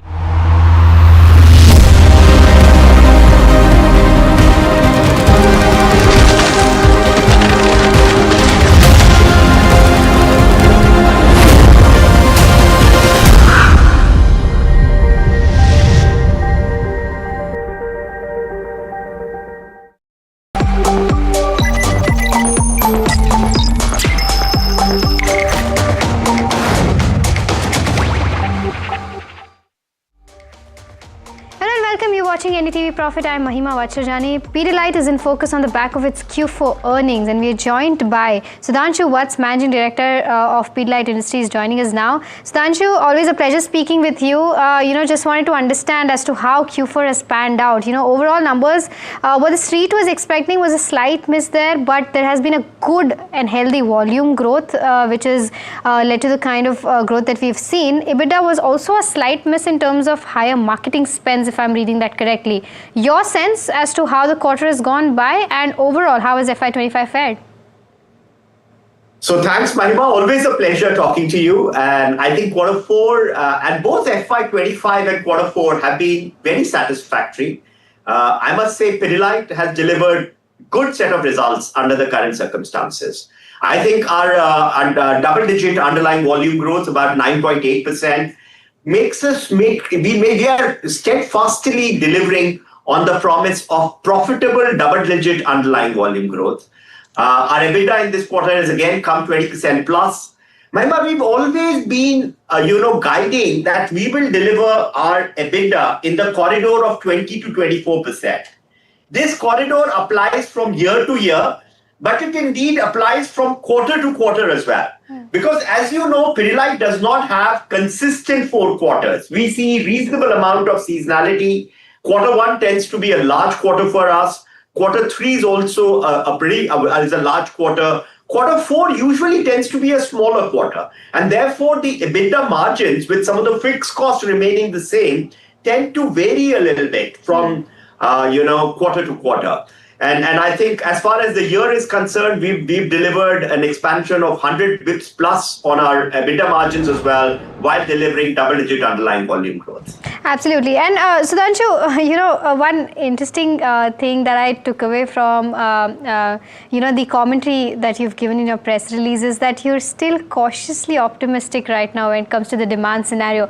Just wanted to understand, because FY26 first quarter is when, a lot of things start to turn positive when it comes to demand for the consumption space. There's tax cut, there's rate cut that has happened, there's commission pay which will start to kick in. What's your sense like? When will that commentary change from cautiously optimistic to actually being optimistic and bullish about the demand scenario?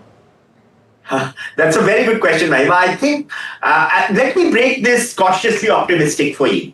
I think first on the demand scenario per se, from a consumer demand point of view, we are optimistic. And the reason I say we are optimistic is many of the things you talked about, but also the continued momentum in construction sector, increased government spending, and a likely good monsoon, second consecutive monsoon, which is a good monsoon. So on the consumer demand front, we are optimistic. Overall, Mahima, we are cautiously optimistic because at the same time, as I'm speaking to you, you know the geopolitical uncertainty, you know the entire volatility and uncertainty around economic scenario globally as I speak to you. So this entire global economic and in recent times more geopolitical uncertainty is something we need to factor in. And that's why in our commentary, and that's why the overall phrase I would use is cautiously optimistic. Okay, got your point there.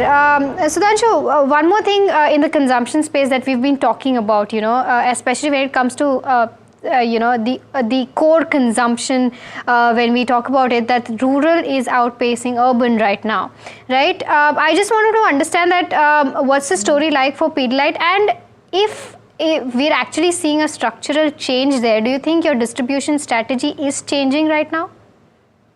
So let me take the question in 2 parts. I think as far as Pidilite is concerned, Mahima, we've always delivered rural ahead of urban, and we have a dedicated go-to-market division which is called Emerging India, which has 2 parts, which is rural, which is rural and very, very small town India, and what we call small town India. So I think from our point of view, we have been focused in that space. We have delivered consistently higher rural growth rates compared to urban, and last quarter is also the same. The good news, however, now on top of it is that urban is also catching up. Last quarter, we've seen considerable buoyancy even in our urban growth. So we basically, as we move forward, urban growths are improving, Mahima, and I think something which you've also, perhaps in your question, hinted to. So urban growths are improving. We will continue to see, better urban growths. But as far as our strategy is concerned, we want to get into the nook and corner, continue to develop and build our categories. Because in many of our categories, we build categories. We play the role of pioneering. And in that, our ability for our go-to-market strategy and our field force, we have 2 field forces, one which goes to the dealers, the other which goes to the users or applicators. I think ensuring that we have the right depth and the right presence in each of these is very important for us. Okay, got your point there. In terms of the international business, it was a muted quarter overall for quarter, 4. What's the sense like there? And overall, FY26, do you think will be better in terms of your international business? And in terms of growing your international business, what is the kind of strategy that you're adopting? So international business, I think in the quarter that has gone by, you're absolutely right. We were a little this thing because of many, the overall global uncertainties and the events that played out. So particularly, while I'm very happy to report to you that we've delivered growth in Bangladesh, we've actually delivered double-digit growth, but Bangladesh is our growth engine. And therefore, we were very confident of being able to do even better. And I think from the overall international point of view, I think there is a little bit of currency fluctuation which is happening in certain markets. So that has a bearing in the numbers which you see. But because the growth, therefore, tends to be a bit higher than the reported rupee number in that sense. And I think from our strategy moving forward, as far as international is concerned, there are 3 legs to our strategy. We will continue to drive South Asia. We have good presence in South Asia, Bangladesh, Sri Lanka, Nepal. These are 3 places. So South Asia, we will continue to drive, and we will continue to build our business. You will see more and more of Pidilite India portfolio getting played out in this part of the world. We will continue to explore Africa. Kenya delivered well for us, but we will keep driving other parts of Africa, pick and choose the right places where we want to play. We will strengthen our presence in Middle East, as you know. So therefore, that is the other leg of our portfolio. So therefore, driving South Asia, exploring Africa, and strengthening Middle East are the 3 key pillars of our international strategy moving forward. Okay, that's very interesting, Sudhanshu. One more question that I had was with respect to, scaling up the EV and electronics adhesive segment. What's the sense like there? Are there any wins in terms of partnership that have taken place, or how do you plan to, go about that? No, so we are making very good progress, steady progress in that space as well.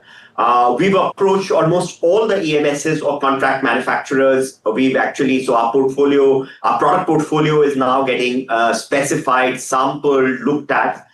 We've also got a few early wins. I think it is too early to sort of say anything conclusive in that area, but we are making very good progress. And I can assure you that we are getting good reception from most of the customers we are meeting in that space. And we have indeed, in the last quarter, got our 1 or 2 very clear wins in that space. Got it. And what's your capex focus going to be like going forward? Is it going to be a little digital heavy, or what's the sense like there? So our capex always has been in the range of about 3 to 5% of our revenues, actually. So I think that's something which you will see. That was the case for FY25. It will be the case for FY26 as we go forward. And as you rightly said, our capex is deployed in different areas. It's about capacity expansion, it's about new products, and it's about digital preparedness for making sure that we are contemporary in that space. We will continue to deploy capex in all the 3 areas, what is necessary. And as we go forward, you will continue to see the progress which we make in all of these. All right. And, one last question, Sudhanshu, before I let you go. How does FY26 stack up according to you? What's the top line growth? What's the margin guidance and the bottom line growth? So, Sakshi, as you know, we never give any specific guidance, but something which we've always maintained. So I think FY26, we would like to deliver profitable double-digit underlying volume growth. So double-digit underlying volume growth with EBITDA, which we've given a long-term corridor for EBITDA between 20 to 24%. We stay steadfast on that guidance on EBITDA, the corridor of 20 to 24%. Okay, all right. Thank you so much for that, Sudhanshu, and thank you so much for answering all those questions so candidly and taking out the time. Thank you. Thank you. Always a pleasure. Thank you.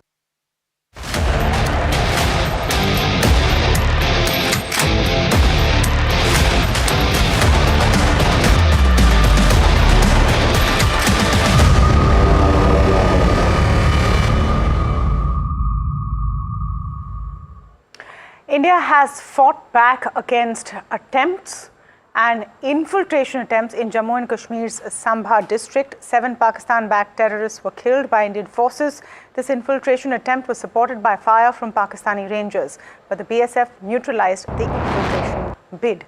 As we are talking about all of the events over the last 24 hours, we're joined now by General Bikram Singh, former Chief of Army Staff, to give us perspective on the scale of the battle going on. General Bikram Singh, pleasure to speak with you, and thank you so much for your time here on NDTV. Thank you, Tamanna.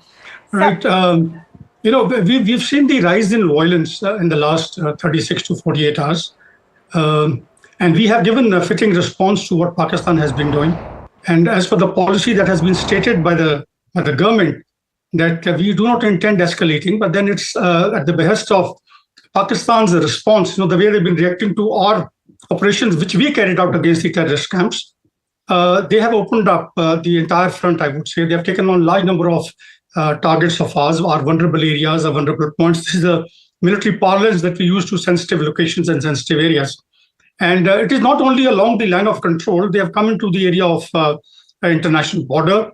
You've seen the various challenges, including your channel has been covering various areas that have been targeted last night by the enemy, using their aerial means, both missiles and their drones.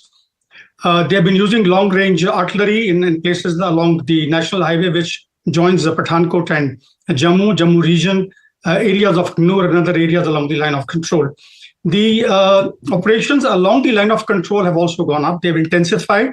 The fire assaults have intensified, which are being, I would say, being given a appropriate response by our troops. We have demolished one of their posts. As you brought out yourself, we have countered an infiltration bid by the Pakistani terrorists. So these activities are on. We are totally geared up as of now. This is what at the moment is the situation as of now on the tactical and the operational front. But when you talk of strategic front, let me bring out that our forces are definitely at the moment poised for any escalation that may take place, which is bound to take place, let's be very clear.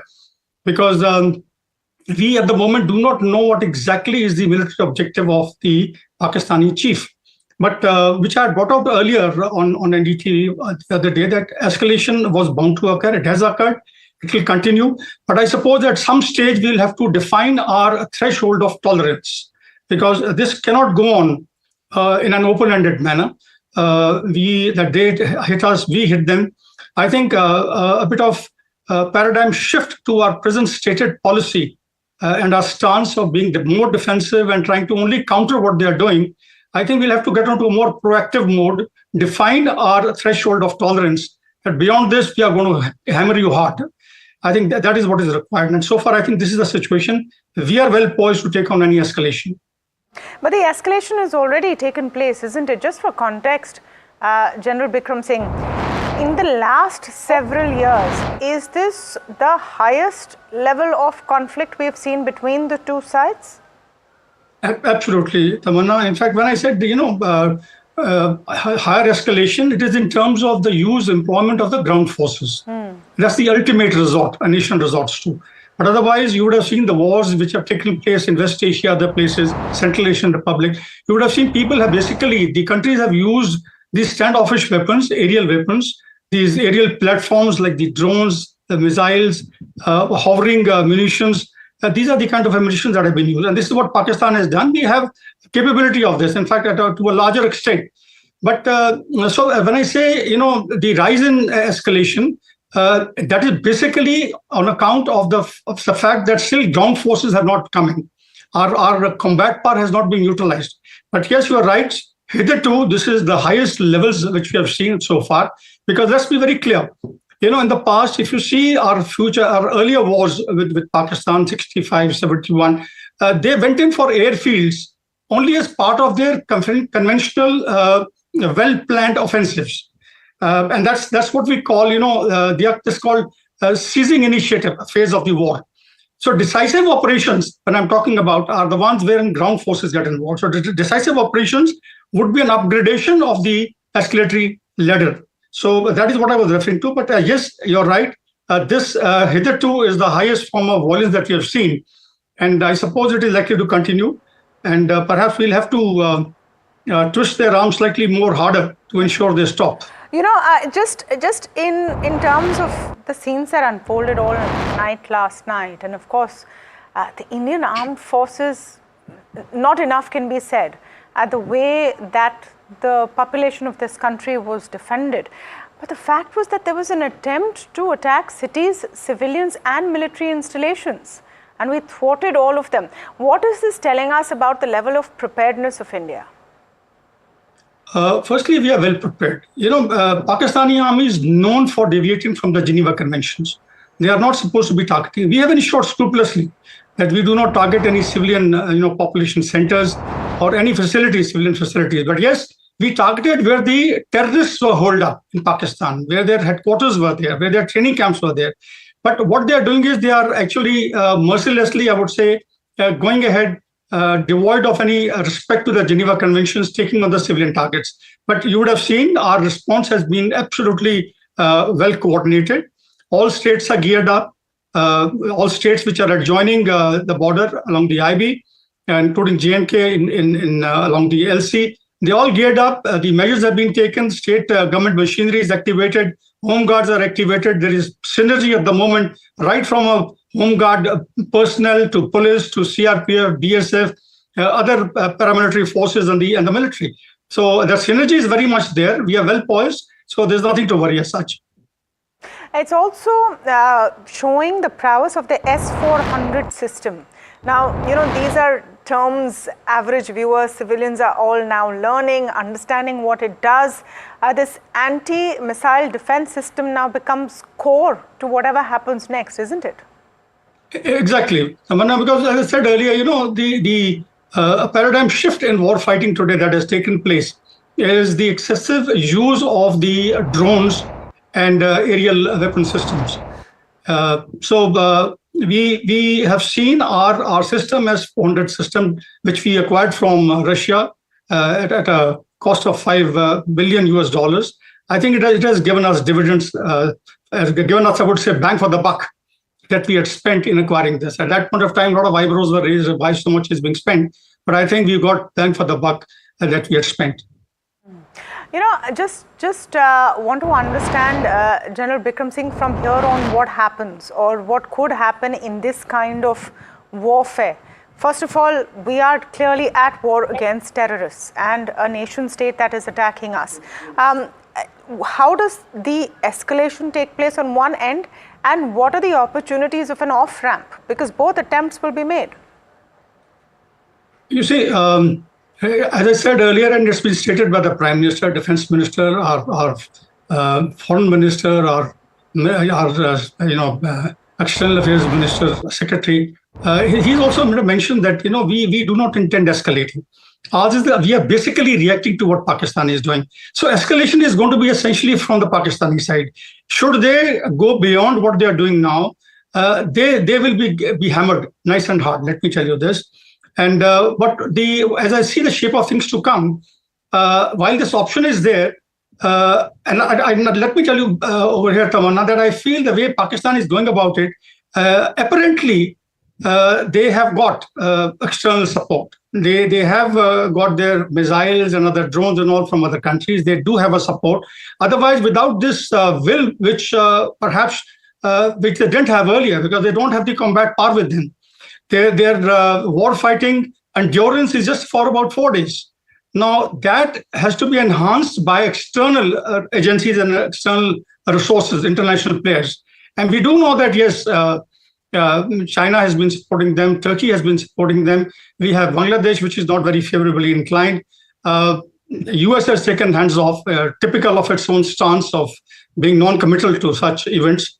But we have to stand by ourselves. We have the wherewithal, but then we have to go by what we have to adapt our strategy, our war fighting strategy, our national strategy to counter Pakistan, given what it does, what it acquires, what it does, its statements, information warfare.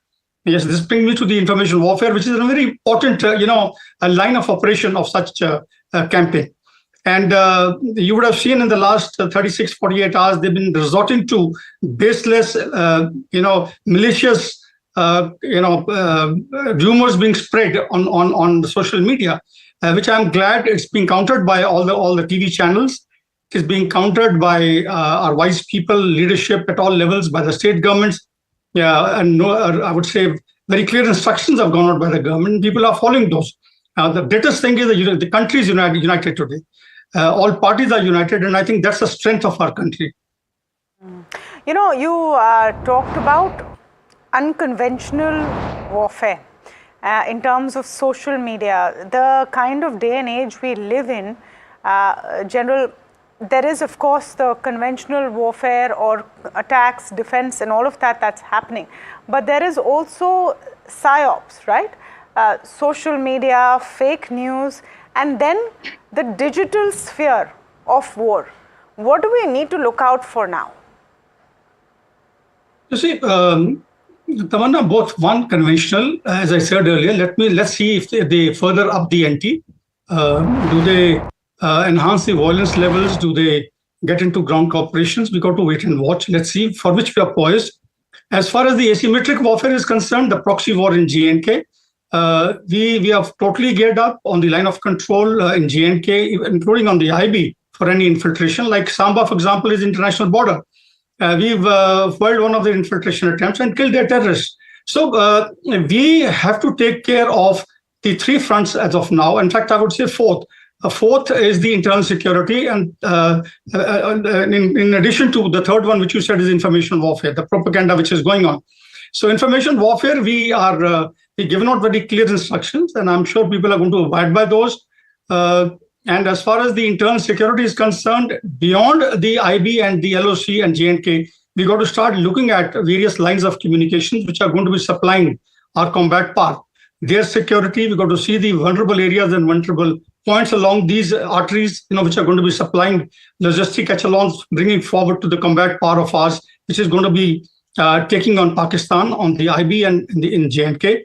So this has to be ensured, and also to look at the Northeast, because I'm aware of this. I remember when I was the chief, there are a large number of sleeping cells in Nepal, in adjoining countries, Bangladesh.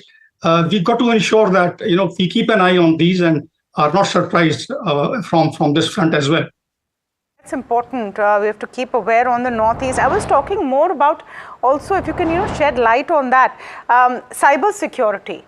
We are going to have meetings this evening with the finance minister talking to banks on how to ensure that our cybersecurity frameworks are in place. Stock exchanges have put out this information that they are watching very, very closely for any kind of activity, because this is India's clear advantage, apart from our military advantage, right? A stable economy, a flourishing economy, and a flourishing financial sector. We have to guard against vulnerability here as well. Absolutely. Cyber attacks are going to start off. They must have already started. And let me tell you, they would employ, countries like China, and definitely to help them out. And the only thing, Tamanna, is that we again are geared up in this account, because any breach of cybersecurity occurs on three accounts: technology, people, and processes. 80% of the faults are by the people not following the processes. And as long as we continue to sort of sensitize our population, what they need to do, as long as we continue to sensitize the leadership of various important installations, both which are military in nature and also civilian, I think we'll be doing good. People should know in schools and colleges. The word has to spread in terms of the processes to be followed, training of people in this regard to make sure. And technology, of course, we got state-of-the-art technology to deal with at the helm of affairs. There's cyber attacks. General Vikram Singh, we are all lauding our forces, we're supporting our forces, and of course ever grateful. But as citizens, what can we do? There have been some mock drills, etc. But mentally, how does one prepare yourself? What is the kind of protocol that citizens should follow? I think one, of course, is they got to fulfill their obligations towards the nation in terms of ensuring that whatever the government says is done. We got to refrain from rumors. We need to check before we send any message across. I think there's no need to at the moment, if you ask me frankly. The next is that whenever the military echelons are passing through their areas of, wherever they are located, any state for that matter, from the hinterland, when they're moving towards the borders, to keep mum on that, not take pictures and put them on social media. We have to refrain from that. And I think most important thing is that to do everything that will boost the morale of a soldier who's fighting on the front. That is most important. Boost the morale of a soldier. Perhaps once the convoy is moving through a built-up area, perhaps a salute, a Jai Hind, shake hand with the soldiers, passing on, some, I would say, greetings to them, is something which would boost their morale. And as long as the nation is with them, let me tell you, the greatest morale booster is the population, which can give the right kind of tone, right kind of message to the soldiers that are fighting on the front. They need that, and I'm sure the country is doing it. It is doing it beautifully. And salute to the people of our great country. Undoubtedly, we're all sitting here because our armed forces are out there protecting us. Just in terms of is there, people who are watching this are wondering, is there going to be an escalation? Is it unlikely that there's an escalation? If there is a siren in my city, in my area, what do I do? What is your advice for them? The moment siren goes off, firstly stay at home. The instructions have been given out by all state governments. Stay at home to the extent possible. The moment if you are traveling, stop at some place, get into a place where you can take a bit of shelter. Thereafter, when the siren is sounded, ensure lights go off. In fact, that is being done centrally. But as good responsible citizens, we should not light up any of our houses anywhere. Not use torches, not use any lamps. Try and avoid that. Have a very, very clear blackout, because what happens to most of these loitering munitions which are there, they have the ability to home on to certain light and certain other features. So we should avoid that and go by the instructions that have been given out by the central government through the state governments, and they're being at the moment disseminated. And I think people have already started following those. But nothing to worry. I think the most important thing is be positive, be rest assured. You got very strong, political leadership, very strong military leadership, very competent military leadership. You got very strong military, which can give a bloody nose to any enemy of ours. Absolutely, have faith. We are well protected. Thank you so much, General Bikram Singh, for speaking with us. General Bikram Singh is, of course, former Chief of Army Staff, a measured, very knowledgeable voice to, throw light on what is going on in the right perspective right now. Thank you for speaking with us. We'll take a very short break, but we'll be right back with all the latest coverage. Stay tuned.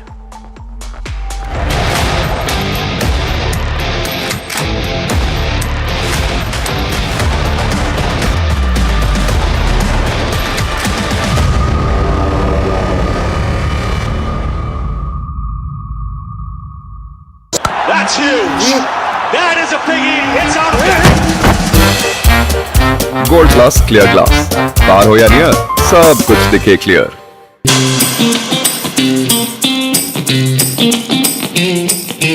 Easy maintenance है। आपको मालूम है इसका face wash का खर्चा double है।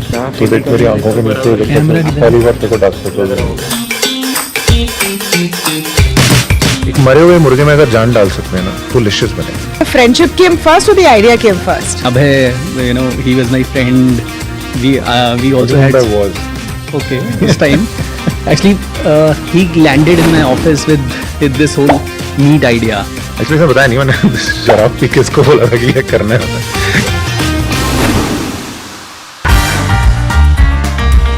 So you have the conversation in his office. He doesn't take it too seriously. इसको मैंने बुलाया, घर आजा भाई, दोपहर को आया अपने महंगे वीसी वाले कपड़े पहन के। दरवाजे पे घंटी बजी, वो भैया ने इसको सोन पापड़ी के डब्बे में मटन पकड़ा दिया। इसके महंगे कपड़ों पे थोड़ा वो छलक गया। तो Was it tough initially to get people to buy into the story? I come from actually Dania vegetarian family, and my parents, my dad said, मैं मतलब लोगों को क्या बोलूँगा? The best thing is if a friendship survives a business pitch, I think that should be a true test of friendship. हमने एक दूसरे को ये लिख के वादा किया था, अगर बीवियां भी लड़ लें तो हम झगड़ा नहीं कर सकते, मर जाएंगे बटनी घाटे।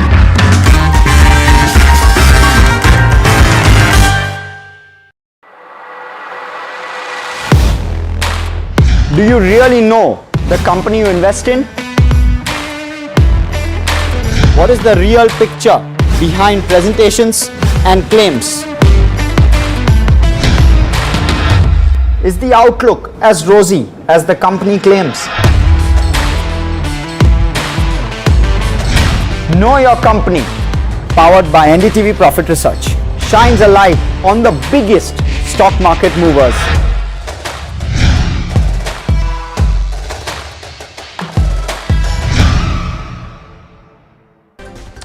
India-Pakistan tension casts a shadow over the market. The Sensex and Nifty are down by 1%, while the Nifty Defence, however, remains the top sectoral gainer, while on the flip side, the real estate index lags. Bharat Forge buzzing in trade despite a mixed fourth quarter. CMD Baba Kalyani's comments to a media house that his team has been called to meet the Prime Minister next week helps confidence in one of the country's largest defence manufacturer.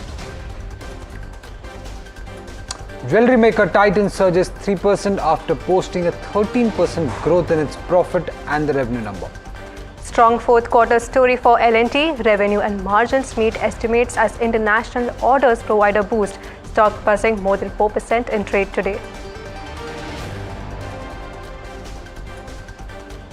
Undercover fire by Pakistan Rangers. Terrorists attempted to infiltrate the Samba district in Kashmir, but India's border security forces neutralized the infiltration attempt and created extensive damages to the Pakistani post.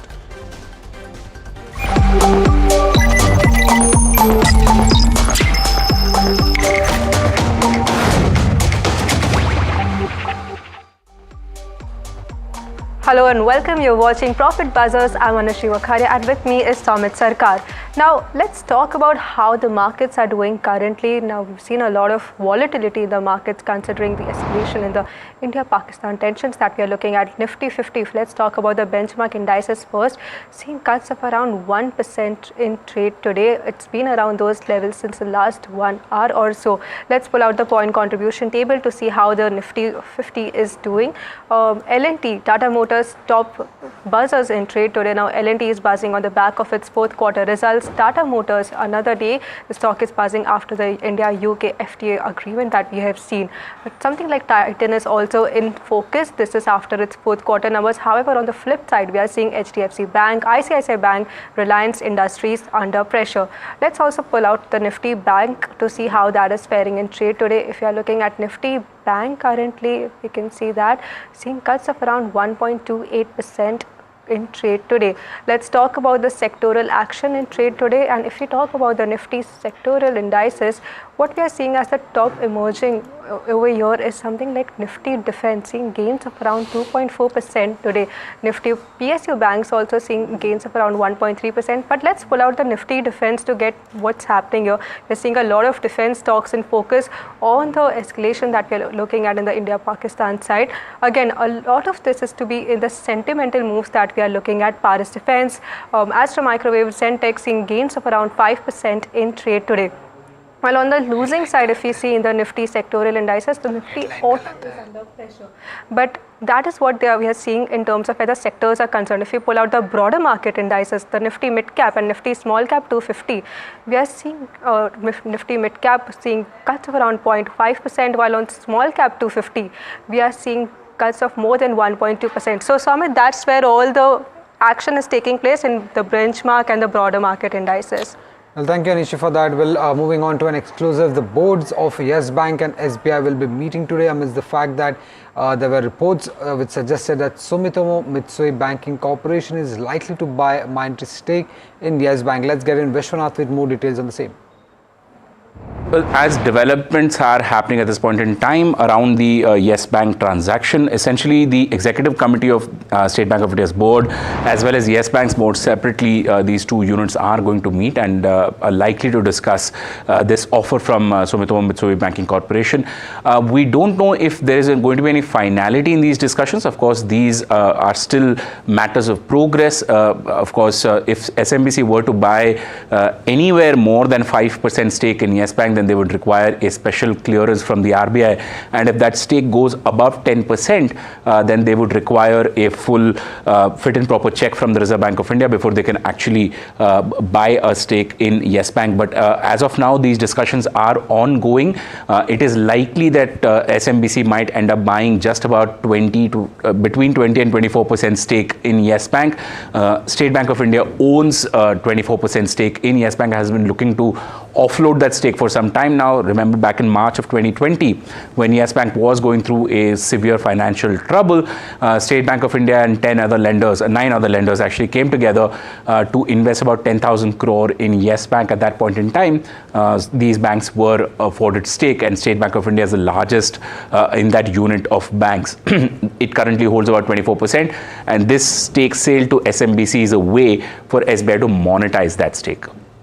Right. On these media reports, in fact, IIFL has come out with this note for its clients where they're saying that assuming the sale happens at around 20 to 22 rupees per share for SBI's entire 24% stake, it can result into a potential post-tax benefit of close to 5,500 to 6,500 crore rupees, which is nearly 9 to 10% of its FY26 estimated PAT. Also, its CET1 could increase by around 15 basis points from the current ratio of around 11%. That's what IIFL view is on this potential deal that could go through. Let's also welcome in our guest Akshay P. Bhagwat, Senior VP from JM Financial, and Dharmesh Kant, Head Equity Research, Chola Securities. Dharmesh, coming to you firstly on this news reports which are suggesting that SBI might sell its entire stake in Yes Bank. How are you looking at both the stocks? Anything on the? How are you looking at both these counters? Yeah, Gautam. See, as far as Yes Bank is concerned, it's a positive news. I mean, say a higher stake sale at a price will be, positive for the company. But at the same time, if you look at the other parameters, it changes nothing. Just as change in the shareholding of pattern and the exchange of shares between two companies. And Sumitomo has a very good, track record on history. So was SBI. So even there, I don't find any cutting edge, difference out there. The only fact that Yes Bank has been delivered good numbers this fiscal year and in Q4 is a good, factor for it. At the same time, the valuations, if you compare it with other private sector players, it's a bit suppressed. I mean, 1.5 to 1.7 times is what a good private sector player, its size commands the valuation multiple. It's at 1.2, 1.3 times price to book value multiple. So to my mind, the report which you were reading about IIFL, 21, 22 should be the ideal price for this transaction, and that should be the upside gain. So traders who are looking for such, trading opportunity, it's a good buy for them. Right. Akshay, coming to you on this news report, we have seen a sharp up move in both the share prices of SBI and Yes Bank post these reports. Are you seeing more upside on technical front? Yeah, so first of all, good afternoon. So to comment on State Bank, State Bank on the technical charts had noted a break of an inverse head and shoulder bullish pattern. This we saw a few trading sessions back at the levels of 760, 770 zone. Now with the results done few days back in State Bank, you have a retest of those levels because the reaction post the results have been a bit muted. So I believe this is a good opportunity from a risk reward payoff because the broader technical setup of this pattern, which I mentioned, is still on. So 740, 750 is a good support zone, and looking at the chart pattern, there is a good probability State Bank may try to retest the levels of 820 on the upside. Yes Bank on the other hand has seen a strong reaction to the news mentioned. Volumes have been pretty significant, so it's more of a reaction to the news, but technically it's a good bottom in the making around the levels of 17 odd support, and possibly the up move from a trading perspective can see this bank moving for levels of 21 to 21.5. Okay, well, so that's the story that we are seeing for Yes Bank. The stock currently up over 7% in trade today. But the next stock in focus is something like a Larsen & Toubro, which is buzzing on the back of its results. Now, what we've seen strong up moves in trade today, 4% up. Now, key takeaways if we see of this result, if you look at the Q4 numbers, revenue was up around 11%. Margins are about 24 basis points of an improvement, and net profit was up around 25%. But do note that this also included an exceptional item of around 475 crore, which supported this net profit growth that that we are seeing. But all in all, revenue margins in line, net profit did beat estimates. If we look at the Q4 order inflows, higher inflows led by a low base effect as well as higher international orders also, while if we look at the domestic ordering, that was more on the muted side. Now the company with this has met its FY25 growth guidance of 15% for FY25. Along with that, it has surpassed its order inflow guidance of 10% by recording at 18% of a jump in its order inflows. And for next year, for if we look at the outlook ahead, they have raised the order prospect pipeline to 19 lakh crore, representing a 60% jump, which includes a domestic pipeline of 7 lakh crore and international pipeline of 12 lakh crore, with which now they expect the revenues to see about a 15% of growth in FY26, and core margins will see an expansion to 8.5% versus the 8.25% that we saw last year. So all in all, it's been a strong quarter for L&T. Along with that, on the high base also, we are seeing a strong FY26 commentary. So Dharmesh, first of all, let me come to you. What is your view on this counter? What's your view on L&T? See, everything, all the boxes are being ticked by L&T when they reported their numbers, and at the same time, the stock price has seen a significant correction from the all-time high. So there's a benefit of valuation comfort as well. The only caveat which I see in the L&T order book trajectory is that overseas order wins have been quite large. So in the quarter gone by, 70% of the order book was from the overseas, and overall for the year itself, it was 58%. So this opens up the window for the currency kind of volatility in the earnings of L&T, and that is one caveat out there. Otherwise, most of their order wins has been from the Middle East and the surrounding areas, which is already troubled by many war factors. So, it's falling in line with the kind of order wins L&T is winning. And the present contracts, what we are seeing on the border escalation by Indo-Pak side, again, L&T is also a major defense player. It's a conglomerate. It's not just only a construction company. It is also into defense, IT, and other services. So, net, I do think in this environment, if you get an opportunity of a dip, buy it. We do see a consistent growth rate of around, say, 12 to 15% on an annualized basis on the stock price of L&T, though its profitability will grow at around, say, 12 to 13%. There, I think the margins going forward won't be that great. There can be a decline of 50 basis points on the EBITDA margin front. Right. Moving on, Titan is another stock that remains in focus. The company's EBITDA margin came in much ahead than what the street was estimating.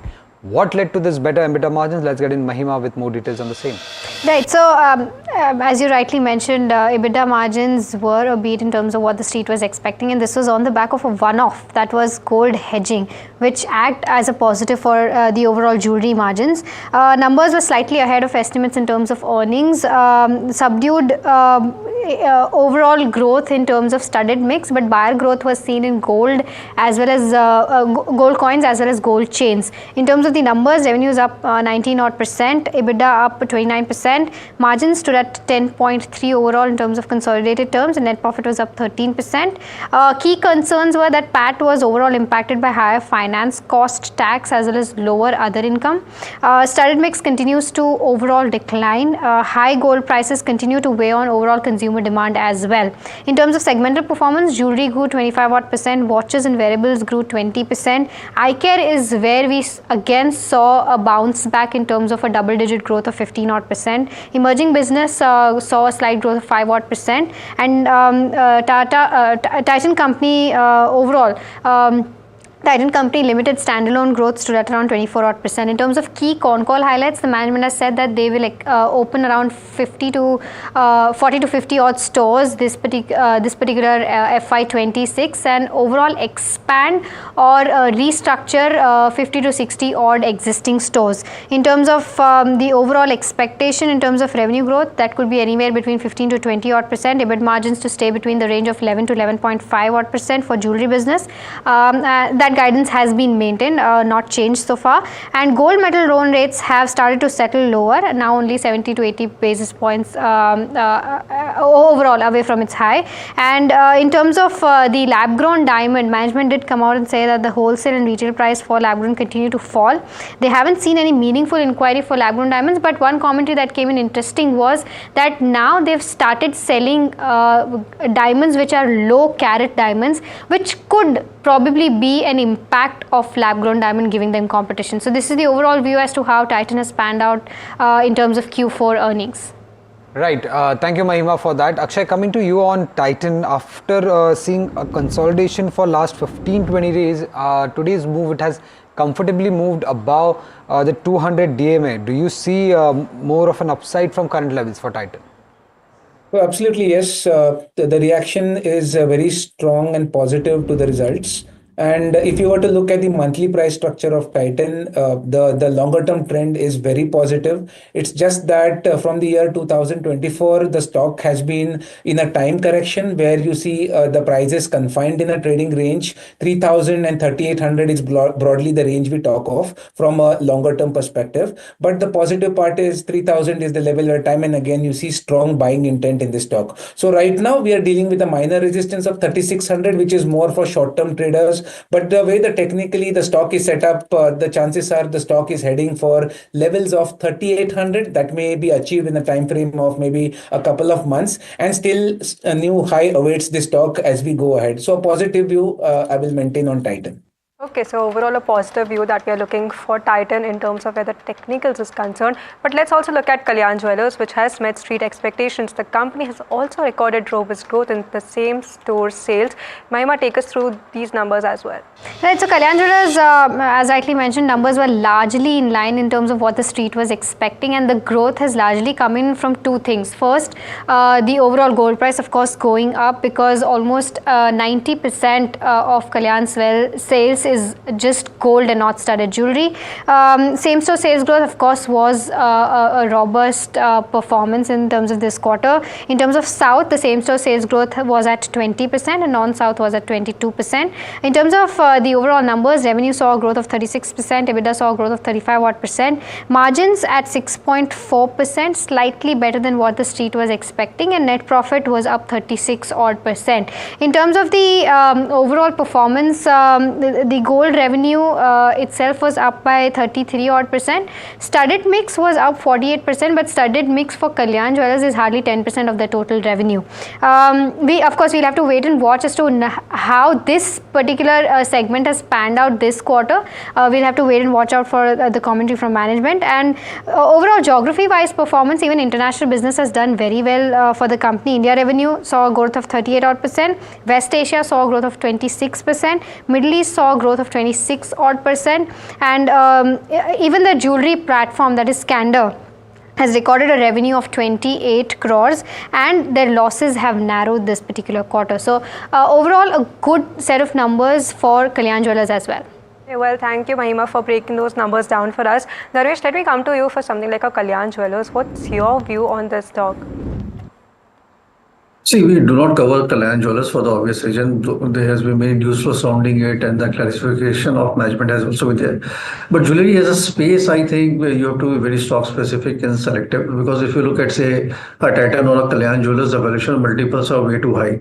So for an ROE of 15 or 16% and a 12-13% kind of a PAT growth, you are paying a price to earnings multiple of 75 to 90 times 1 year forward. That is how they are being placed. In the same space, I think going by this segment that jewelry's business is likely to grow and more unorganized to organized movement will happen in the years to come. Senco Gold looks to me very attractive on the valuation parameters and the growth trajectory as well. The only thing people may argue is it's more of a localized play as far as geography is concerned and not a national play. But going forward, I think things will, who knows, management have an aspiration for that as well. So pure valuation wise, to my mind, if I have to buy in this market, I would be buying Senco Gold. Right, Bharat Forge is another stock that remains in focus. It reported its numbers yesterday during market when the stock slipped 2.5%. But what led to this 5% upsurge in the share prices today? Let's get in Puneet with more details on the same.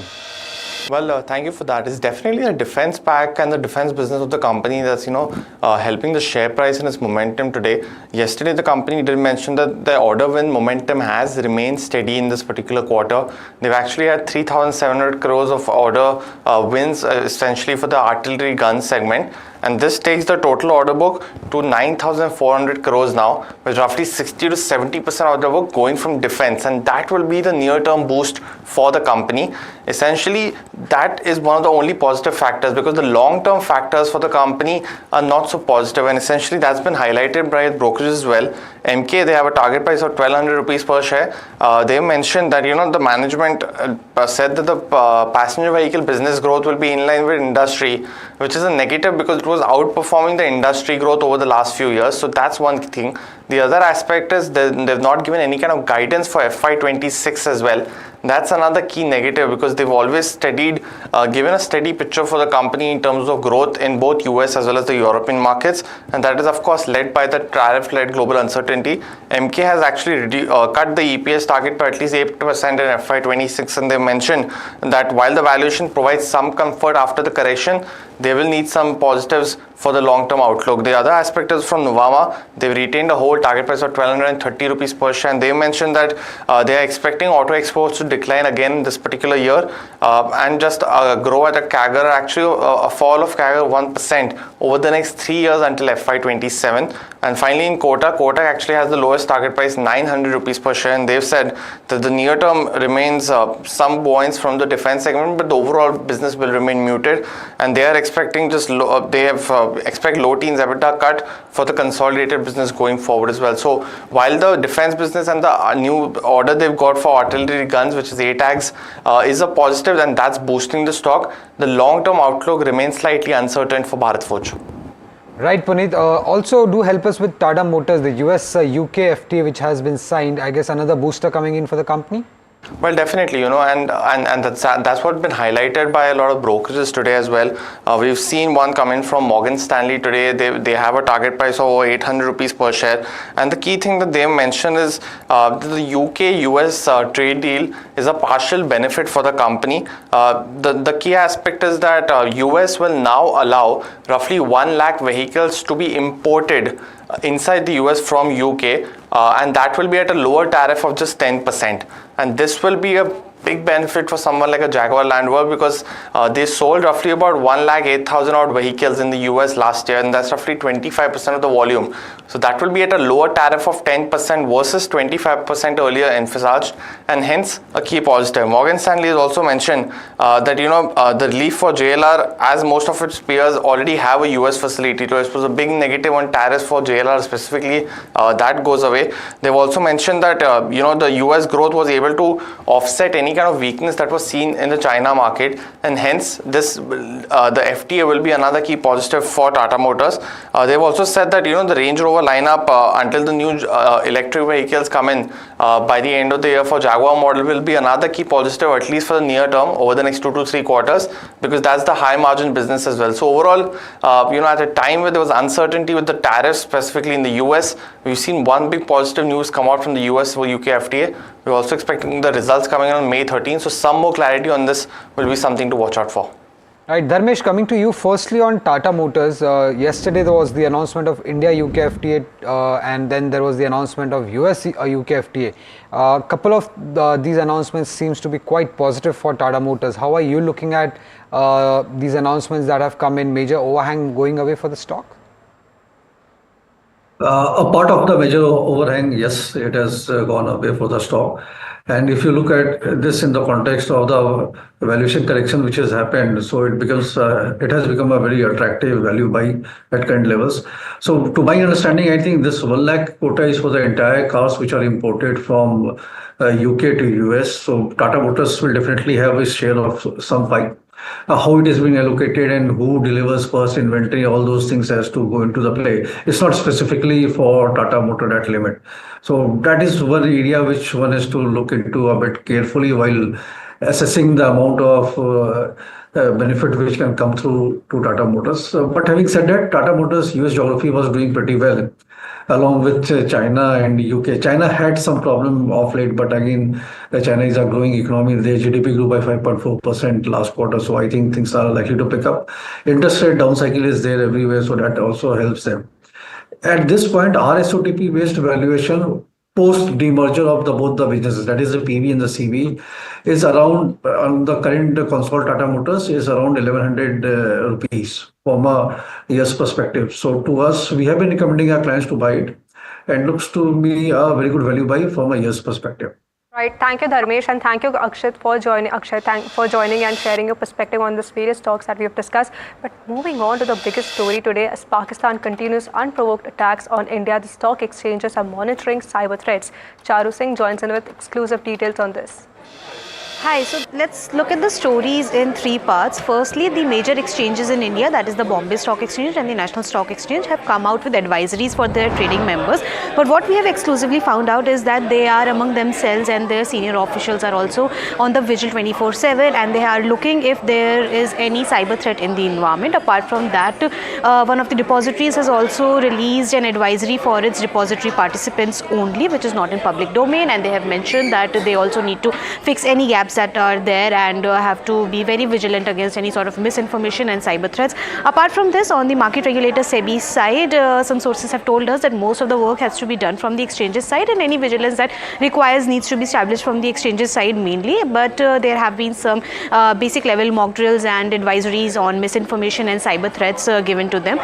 Apart from this, NDTV Profit also previously reported that the access of foreign individuals towards the exchange websites has been restricted amid the geopolitical tensions that are rising up. So let's see how it further escalates.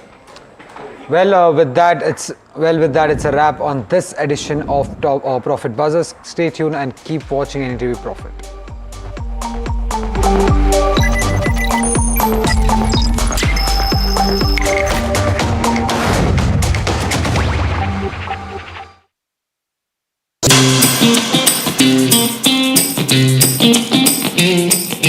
Easy maintenance है। आपको मालूम है इसका FOSS का खर्चा double है।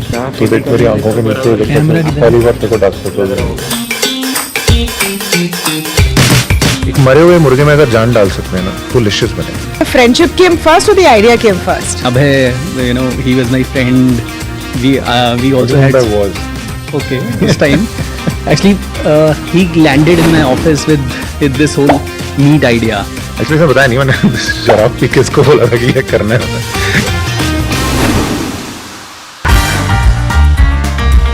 So you have the conversation in his office. He doesn't take it too seriously. इसको मैंने बुलाया घर आजा भाई, दोपहर को आया अपने महंगे वीसी वाले कपड़े पहन के, दरवाजे पे घंटी बजी, वो भैया ने इसको सोन पापड़ी के डब्बे में मटन पकड़ा दिया। इसके महंगे कपड़ों पे थोड़ा वो छलक गया। तो Was it tough initially to get people to buy into the story? I come from actually Baniya vegetarian family, and my parents, my dad's side, मैं मतलब लोगों को क्या बोलूँगा? The best thing is if a friendship survives a business pitch, I think that should be a true test of friendship. हमने एक दूसरे को ये लिख के वादा किया था, अगर बीवियाँ भी लड़ लें तो हम झगड़ा नहीं कर सकते। मर जाएंगे पटनी घाटे।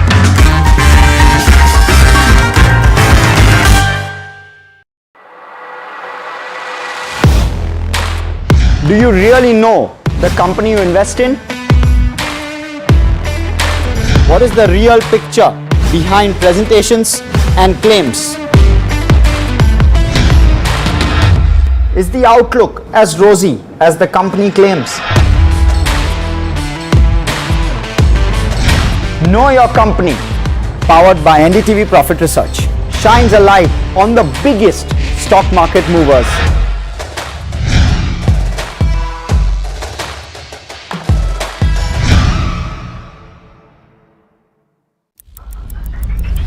Headlines you start your day with. What matters worldwide is now in the palm of your hands. Get ready to seize the day and maximize your financial potential. Stay ahead of the curve with all you need to know on NDTV Profit.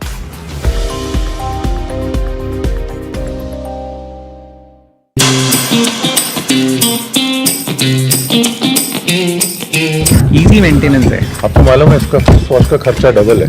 तो देख मेरी आंखों के नीचे पहली बार तेरे को डाक फोटो एक मरे हुए मुर्गे में अगर जान डाल सकते हैं ना तो लिशियस बने। Friendship came first or the idea came first? Abhay, he was my friend. We also had.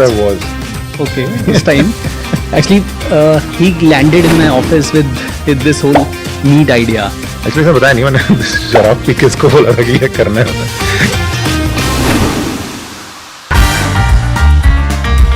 So you have the conversation in his office. He doesn't take it too seriously. इसको मैंने बुलाया, घर आजा भाई. दोपहर को आया अपने महंगे वीसी वाले कपड़े पहन के. दरवाजे पे घंटी बजी, वो भैया ने इसको सोन पापड़ी के डब्बे में मटन पकड़ा दिया. इसके महंगे कपड़ों पे थोड़ा वो छलक गया. तो Was it tough initially to get people to buy into the story? You know, I come from actually a Baniya vegetarian family, and my parents, my dad's side, never.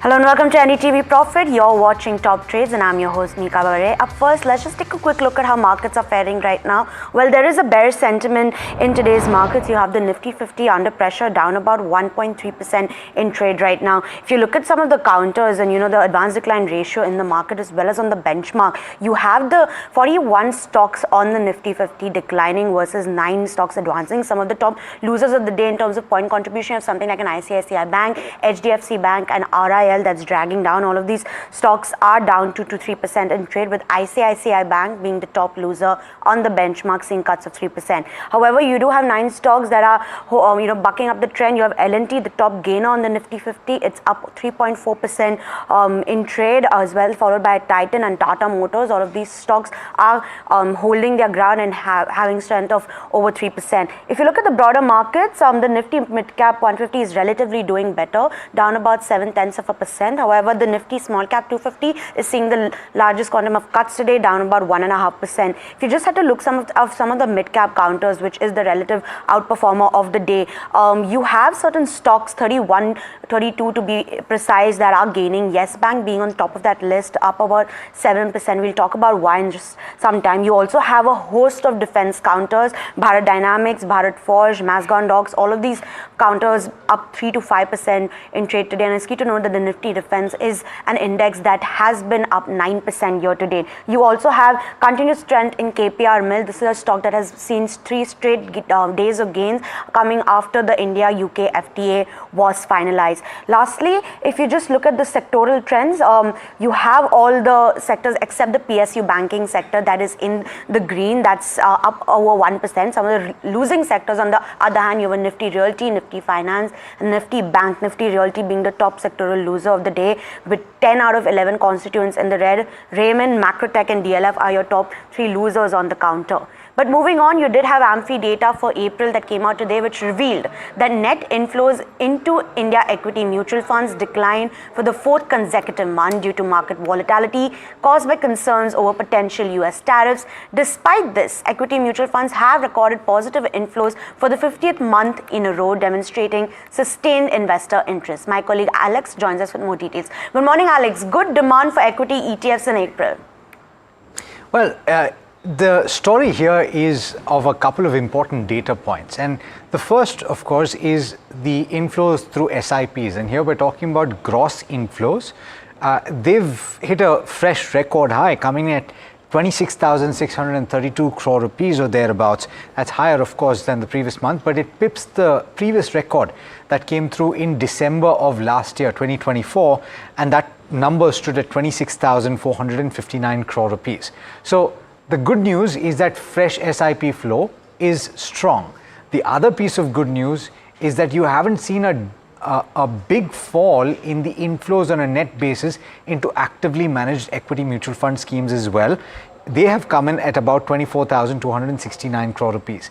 But the bigger story here, in my opinion, is the flows into other ETFs as a category, and that includes most equity ETFs as well. That number stood at 19,056 crore rupees in the month of April, and it's nearly double what you saw in the month of March, and that number itself was an elevated number. So seemingly what investors are doing, and you might be doing this yourself, is that in order to have more maneuverability and precision in terms of buy and sell prices, people are buying into exchange traded funds because you get the exact price. Of course, when you invest in a mutual fund scheme, any other mutual fund scheme, you get the closing NAV or the net asset value of that particular day. And because you have intraday volatility, people are trying to get an exact price. Apart from that, a few more takeaways. I mentioned the actively managed equity mutual fund schemes that were about 24,269 crore rupees of a net inflow. That's more or less comparable with the previous month. It's not a big fall. And small cap actively managed funds have gotten inflows about 4,000 crore rupees. Mid cap have gotten about 3,300 crore rupees. Flexi cap funds at about 5,542 crore rupees. And interestingly, gold funds, gold ETFs have seen an outflow on a net basis of about 5.8 crore rupees. Once again, they saw an outflow in the month of March as well. And this should tell you that people are booking profits, considering that gold prices have moved up very substantially. Now, beyond this, I'll give you one more data point, which you should take heart from, is that new fund offers did not account for a large part of the inflows in the month of April. In fact, if anything, it was lower than the previous month. That number stood at 350 crore rupees in the month of April and compared with 4,085 crore rupees in the month of March. So all of that should tell you that the flows into the mutual fund space in the month of March or April were robust. Well, thank you, Alex, for shedding light on how the AMFI data has been so far, especially in the month of April.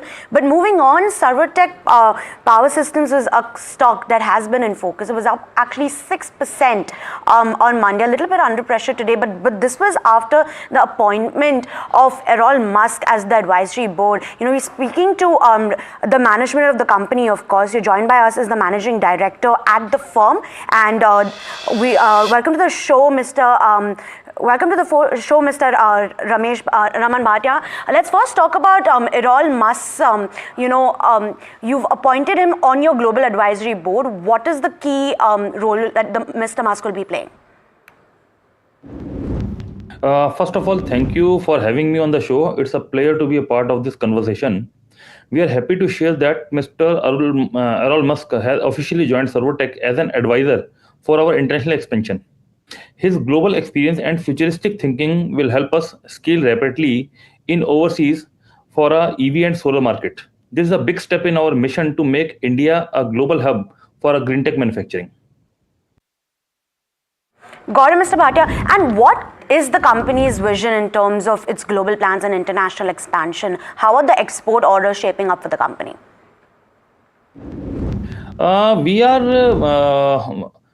We have taken them as an advisory on board because he have a very good exposure about US market and African markets, and even he's having very good contacts in Middle East market also. So we are trying to expand in these countries because all countries now wanting to do just like in India, there is a mission Make in India. They are also coming with their missions like Make in Africa, Make in UAE, Make in GCC, Make in US.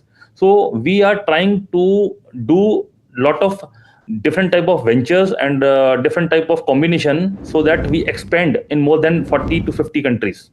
Oh, well, that's key to note, international expansion coming up. Thank you so much for joining us, and we wish you all the best for the plans in the future.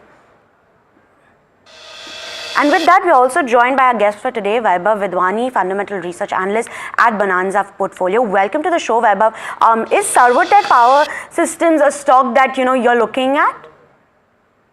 After getting this information, I'm also optimistic about this particular stock as things are getting good in this particular company, and which will support the revenue in upcoming quarters. So I'm quite optimistic about this stock. Fair enough. And just a key note to the viewers, Errol Musk, who's currently being appointed to the Global Advisory Board, is actually Elon Musk's dad, which the company has onboarded.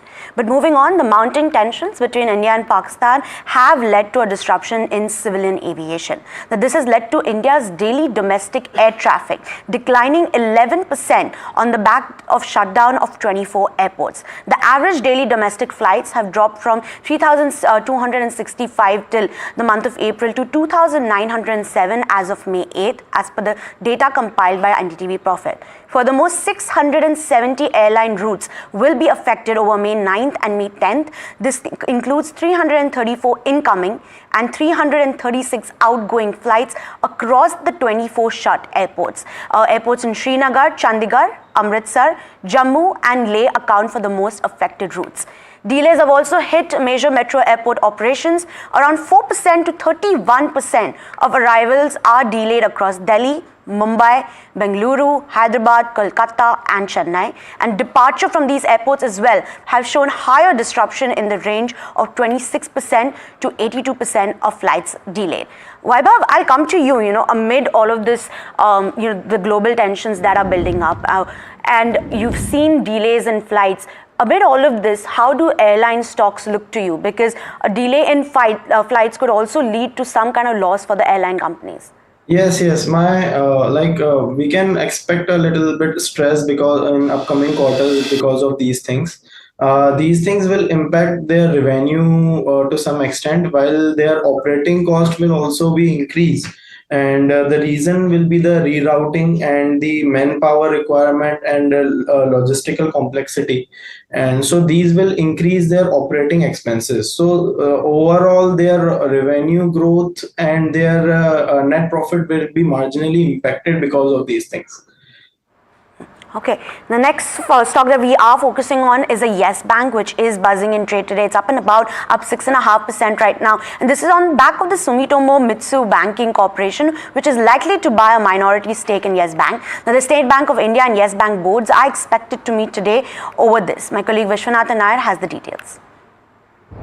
As developments are happening at this point in time around the Yes Bank transaction, essentially the Executive Committee of State Bank of India's board as well as Yes Bank's board separately, these two units are going to meet and are likely to discuss this offer from Sumitomo Mitsui Banking Corporation. We don't know if there is going to be any finality in these discussions. Of course, these are still matters of progress. Of course, if SMBC were to buy anywhere more than 5% stake in Yes Bank, then they would require a special clearance from the RBI, and if that stake goes above 10%, then they would require a full fit and proper check from the Reserve Bank of India before they can actually buy a stake in Yes Bank. But as of now, these discussions are ongoing. It is likely that SMBC might end up buying just about between 20 and 24% stake in Yes Bank. State Bank of India owns 24% stake in Yes Bank, has been looking to offload that stake for some time now. Remember back in March of 2020, when Yes Bank was going through a severe financial trouble, State Bank of India and 9 other lenders actually came together to invest about 10,000 crore in Yes Bank. At that point in time, these banks were afforded stake, and State Bank of India is the largest in that unit of banks. It currently holds about 24%, and this stake sale to SMBC is a way for SBI to monetize that stake. Yeah, thank you, Vishwanath, for giving us those details. Vaibhav, I'll come to you. Amid all of this news flow coming in, is Yes Bank that is something that is looking good or better fundamentally? I mean, we're nowhere near the highs that we saw in 2018, or even the somewhat corrected but still high levels in 2019. But are the fundamentals slightly looking better for something like a Yes Bank? We see Yes Bank deliver expected results, and the growth the management which guided is lower than the expectation. So still I will say their pace is quite not that much aggressive in terms of growth. So if management will change and if this purchase will be done, so that thing will impact the operationality of the Yes Bank. So I think so we should be a little cautious, because how new initiative will be there which will guide the future valuation of the Yes Bank. So we should be a little cautious. We should not be hurry about this particular stock. Fair enough. Stay cautious on something like a Yes Bank. But we do have jewelry maker Titan, which has surged in trade today thanks to the fourth quarter results, which was slightly ahead of estimates. Margins were better due to gold hedging gains, and Mahima breaks up the numbers for us. As you rightly mentioned, EBITDA margins were a beat in terms of what the street was expecting, and this was on the back of a one-off, that was gold hedging, which act as a positive for the overall jewelry margins. Numbers were slightly ahead of estimates in terms of earnings, subdued overall growth in terms of studded mix, but buyer growth was seen in gold as well as gold coins as well as gold chains. In terms of the numbers, revenues up 19%, EBITDA up 29%, margins stood at 10.3 overall in terms of consolidated terms, and net profit was up 13%. Key concerns were that PAT was overall impacted by higher finance cost, tax as well as lower other income. Studded mix continues to overall decline. High gold prices continue to weigh on overall consumer demand as well. In terms of segmental performance, jewelry grew 25%, watches and wearables grew 20%. Eye care is where we again saw a bounce back in terms of a double-digit growth of 15%. Emerging business saw a slight growth of 5%, and Titan Company overall.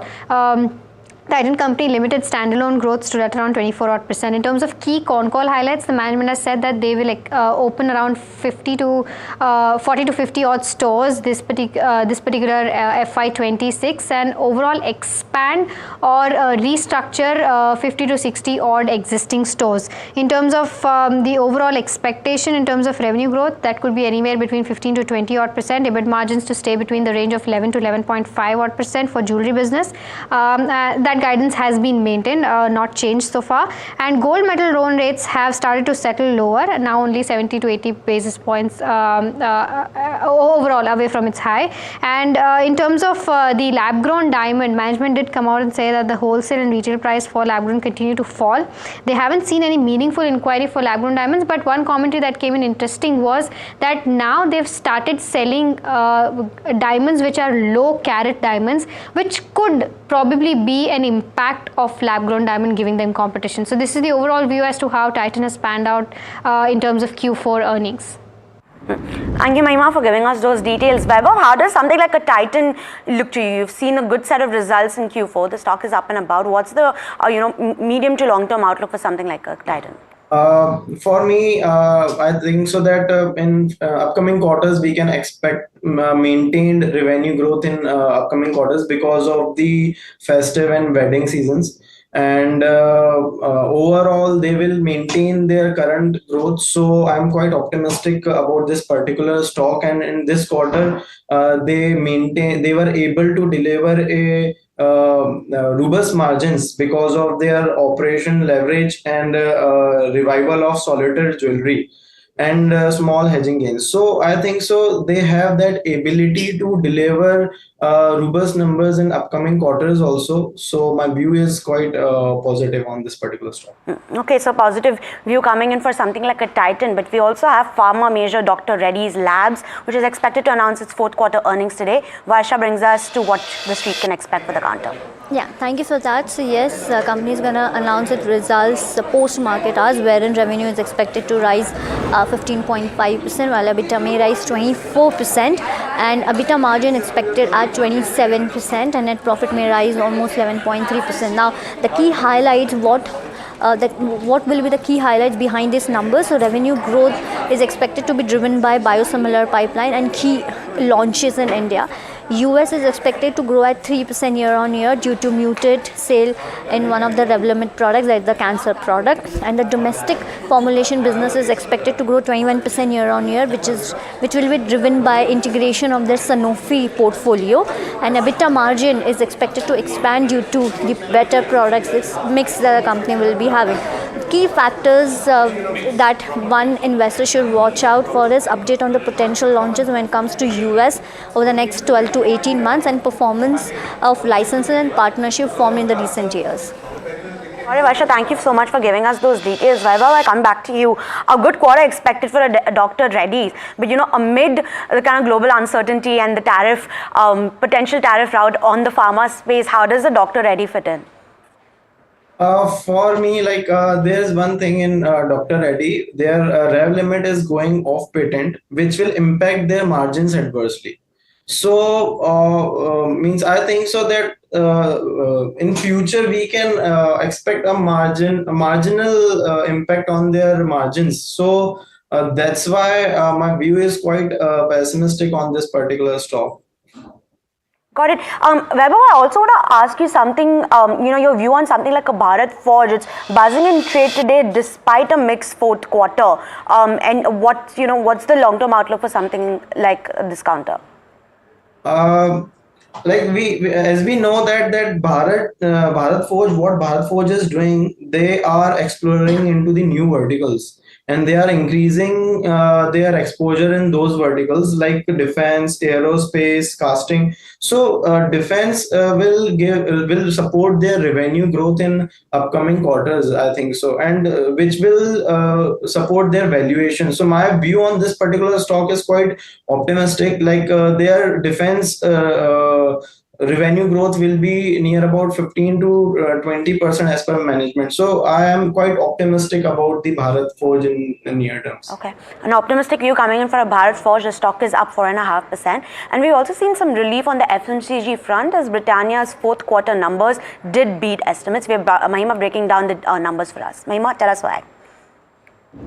In terms of overall Q4 EBITDA, that was a beat on the back of lower employee cost as well. In terms of revenue, it was up 9%, net profit was up 4%, EBITDA improved by 2.3%, and margins at 18.2%, which were expected at 17%. So a big surprise there. In terms of where actually the growth came on, it was a value-led growth. Value grew around 9% for the counter. They have taken strategic price hikes, and this is the second quarter for Britannia where they have taken price hikes.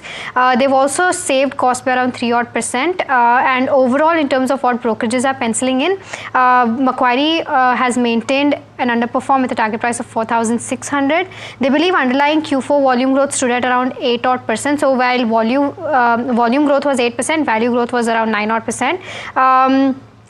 Although still volume growth of 8% is way better than what FMCG companies have already posted their volume growths in terms of their numbers. Overall, Macquarie awaits clarity on EBITDA margin profile. Their con call is set on Monday.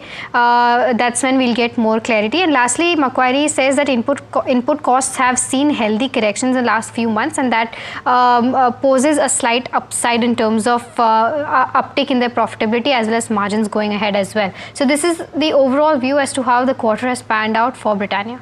Thank you, Mahima, for giving us those details. Vaibhav, how does Britannia look to you? It's a counter that's beat estimates in Q4. Yes, so I'm cautiously optimistic on this particular stock. The reason is that as we know that the raw material prices are declining, so which will support their margins. So that's why I'm cautiously optimistic regarding this particular stock. Okay, thank you, Vaibhav, so much for joining us and kind of giving us the outlook for all the stocks that we discussed here. Well, moving on, RSC also entered this quarter with a mixed bag of numbers with net interest income, PAT growth in line with estimates. Now, we spoke to Jitendra Srivastava, CMD at RSC. Listen into what he had to speak about the quarter gone by.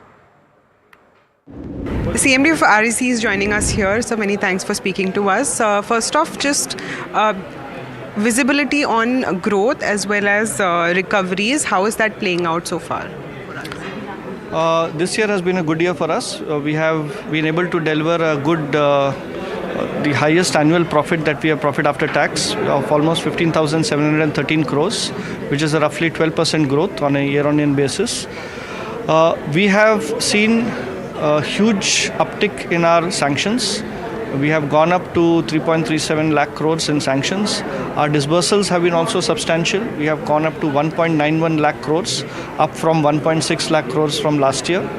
So both of these combined with reduction in our NPAs, all these things have contributed to our bottom line, and we have been able to deliver a good 4,713 crore dividend this year, apart from paying the income tax that we give to the Government of India. Overall, the financial story of REC is sound. We have very good ratios. Our return on net worth is fairly high, almost 21%. Overall, we are a fairly good financially managed company, and we are very hopeful that in the days to come, with the government's focus on the power sector and with our innate expertise in lending to the power sector, we will be able to contribute more to the growth story of the power sector. So credit costs have started to appear, and are there certain accounts where you have seen challenges? And when do you expect the credit costs concern to normalize as well? See, the basic growth story is about how you can reduce your cost of capital. And in that, I think REC, with its good finance team, has been fairly successful. Is that in that every year we have been successful in bringing down our cost of capital. This year has also been a good year. We have brought down our cost of capital as compared to last year, and we will continue. We'll try to ensure that our cost of capital is brought down further. The challenge before us is with the easing of liquidity in the economy due to the rate cuts by the RBI. With greater infusion of liquidity in the economy, there is more capital. So it becomes easier for agencies who may not have the requisite expertise to lower their interest rates and try and finance projects. But in spite of this, we still look at fundamentals of the company, and we don't compromise on the fundamentals of our borrower. Unless the borrower is good, unless the project is financially viable, we don't finance it. So I think this will continue. While we may have fresh liquidity, hopefully that should give us some leverage. Any timelines on when it will normalize? As such, I don't think it's possible to give those kind of timelines. So NII growth, has that outpaced loan growth going forward? What growth? NII, net interest margins. Our net interest margin has improved slightly. We were at 3.57 last year. This year we are at 3.63. So that means that we are getting, we have been successful in bringing down our cost of capital, and we have been successful in increasing our income. So I think that's a positive trend. I think hopefully, although this year we are anticipating some tightening, so let's hope that this year continues to be as good as last year. For the year ahead, what is your outlook? Is it positive, and how do you look at FY25 closing? That's a tough one to answer. Current year we have given a 12% increase, and if you look at the macro situation, you have a lot of upheavals in the geopolitical sphere. You have greater fluidity in the market. So I think even if we can maintain our current 12% growth for next year, I think that would be good enough. And that brings us to an end of this edition of Profit Top Trades, as well as my final show at NDTV Profit. A heartfelt thank you for everyone watching and the incredible team behind the scenes. But do stay tuned. India Market Close coming up next.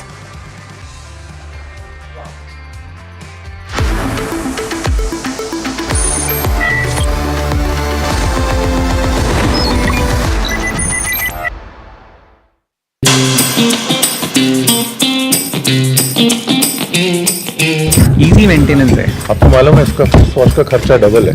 तो देख मेरी आंखों के नीचे पहली बार तेरे को डाक सकते हो। एक मरे हुए मुर्गे में अगर जान डाल सकते हैं ना तो डिलिशियस बनेगा। Friendship came first or the idea came first? Abhay, you know, he was my friend. We also had. Okay, this time. Actually, he landed in my office with this whole meat idea. Actually से बताया नहीं मैंने शराब P के इसको बोला था कि ये करना है।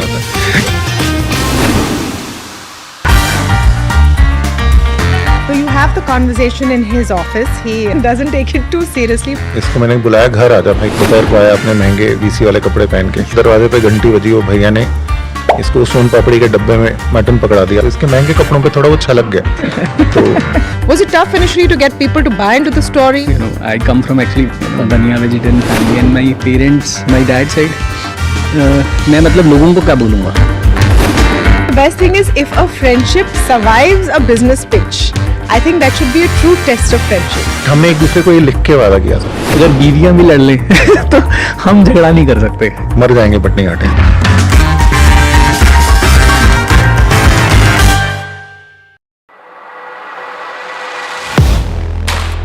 Do you really know the company you invest in?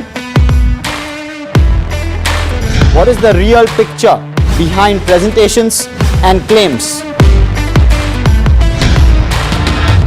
Is the outlook as rosy as the company claims? Know Your Company, powered by NDTV Profit Research, shines a light on the biggest stock market movers.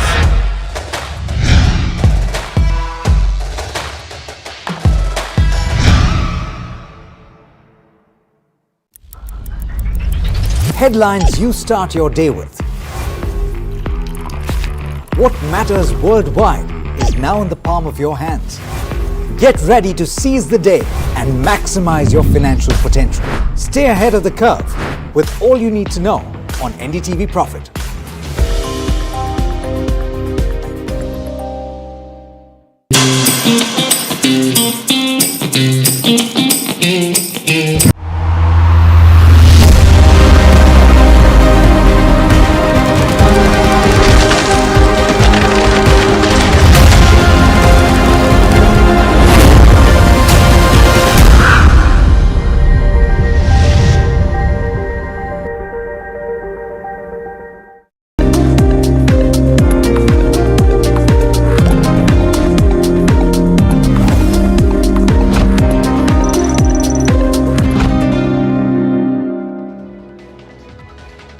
Well, it's a soft day for the Nifty, and expectedly so, but we've still held up very, very well. It's been a resilient market. We've just breached the 24K mark as we speak. And yes, there is some pressure that we're starting to see. Let's look at the intraday chart. We'll see it there as well. 1.5% low on the Nifty Bank. That's how it is. We're off the day's lows, around 50 odd points. But nonetheless, it's been a fairly range bound and a fairly calm day of trade. In relative terms to everything that's happening. Now, just in terms of where the heat map is, let's pull out the heat map. Some names, of course, standing out on the back of numbers. Tata Motors on the back of the US-UK treaty or tariff agreement that's getting signed. Titan, L&T on the back of numbers as we spoke. But outside of that, no major movers as you can see. A BEL and some defense stocks buzzing. Understandably, given everything that's playing out. And ICICI Bank is the top loser and likely the top dragger on the Nifty as well in terms of points. Let's pull up the contributors and look at those as well. Really not looking as bad on a net basis, but ICICI, HDFC, Reliance, some of the heavyweights sitting on the negative, obviously weighing down on the index a little bit. But we're just about 280 points odd lower. So it's a fairly measured approach which the Nifty has taken and markets have taken today. Let's look at sectors now. Let's lay it out. And of course, defense is one space which is doing very well in trade. But outside of that, the PSU banking index is the one which is buzzing as well. Not just a couple of banks which have declared a decent set of numbers. It's also some of the others. Let's pull up the Nifty PSU banking index before we circle back and come back here and look at sectors. But the Nifty PSU banking index doing well in trade. Let's look at the contributors as well in terms of names. There you go. So a Union Bank standing out on the back of numbers, a Can Bank too on the back of numbers. But an SBI, Bob, PNB also doing fairly well for themselves on a day like this. So the PSU banking pack fairly measured in that sense. One of the top gainers. You can circle back to sectors. The realty index is the top loser of the day, nearly 3% lower. Outside of that, the Nifty Bank is down 1.3% with those private banking heavyweights. That also is understandable, and the Nifty Private Bank following suit. Outside of all of those, you'll see the Nifty Pharma with a tepid kind of a move. The Nifty IT, which was up in trade yesterday, is down around 0.5% thereabouts. Nifty Auto is absolutely flat. It's had a decent run, especially after the India-UK FTA. And of course, now we'll await any agreement between India and US on tariffs, which could well be a positive catalyst for auto. But that's how at least sectors are playing out. Let's look at the breadth as well. And in terms of the breadth, there you go. It's a sharp negative. We saw the reversal yesterday. It's just a continuation of what we've seen yesterday. The breadth was very favorable at the start of the day. We reversed somewhere in the last couple of hours of trade, and thereafter this is how it's played out. So fairly steady, fairly measured in that sense. It's not a knee-jerk, clearly not a knee-jerk, and that's a positive. Let's last off look at the mid-cap and small-cap indices, because that's where a bulk of the pain ought to be, but is not present. 0.5% low on the Nifty mid-cap, the Nifty small-cap also doing fairly well, 1.2 odd percent. So overall, frankly, it's a positive. Let me actually bring in and get in more perspective with regard to this. We have Shivangi Sharda with us of Motilal Oswal. Shivangi, how would you sum the reaction of the market and especially the benchmark, and what are the levels you are looking out for? Is 23,800 the level, or are you looking lower? How should we look at the index now? Very good afternoon, Harsh. So we have been seeing that the markets have reacted on account of geopolitical concerns. We are on the brink of 24,000 levels, and a hold above the same could see some stability. But of course, we've seen India VIX has also risen above 22 levels this week, almost up by 20% on a week-on-week basis, so which is causing a little bit of a discomfort to the bulls as well. So overall volatility is going to continue, and we've seen that there is some rub-off at the higher levels. So stance would be to wait and watch until there's some certainty about the geopolitical concerns as well, but of course stay hedged in this kind of a market. And we've been seeing that the important key support levels positionally are still being respected. So overall, no tension so far, but of course we are heading into an uncertain times. So of course, with the weekend risk as well, advice is to stay light. Watch out for 23,800 as an important support, and on the upside, hurdles can be seen at 24,350 marks. Of course, talking about Bank Nifty, this index has also seen a rub-off, and it's wiped off the gains of the last 2 weeks. And we have seen that even though 53,000 levels is something that it is respecting, but overall, we've seen that there has been some sort of pain point in the heavyweight stocks as well. So Bank Nifty also in line with the broader market, we can see that there would be some more weakness or some more profit booking that could be seen here. And we're looking at 53,000 as an important support level with a hurdle at 54,500 levels. More upside than down, at least on the Bank Nifty. Shivangi, let me first take your picks out of the way. So your picks for this afternoon.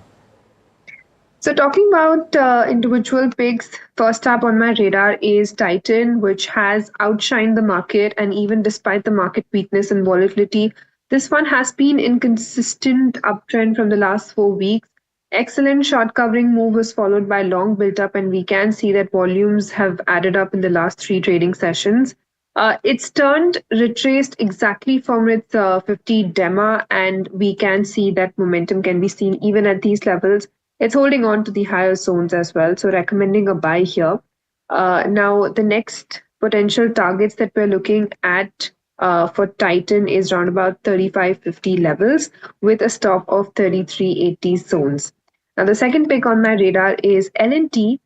This one has given a consolidation breakout of the last 15 trading sessions, and we've seen that remarkable open interest action can be seen here. Now, of course, this activity was being seen from the last 3 trading sessions, but price conversion has happened today, and this confirms the ongoing up move.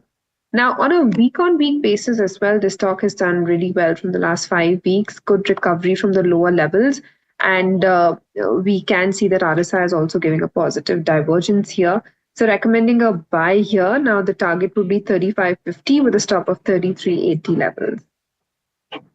Shivangi, I wonder, and your quick take with regard to some of the private sector banks, ICICI Bank in particular, down 3%.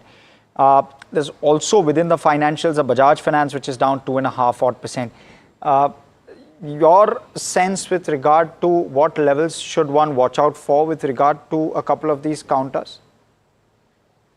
So, of course, banking and NBFCs have rallied in the last 2 series. They were, of course, the important pillars which are holding the market. But from the last 3 weeks, we've seen a little bit of a rub-off and profit taking at these levels. And Bajaj Finance, if we talk about it per se, we've seen that the stock has seen volatility within a range from the last 6 trading sessions.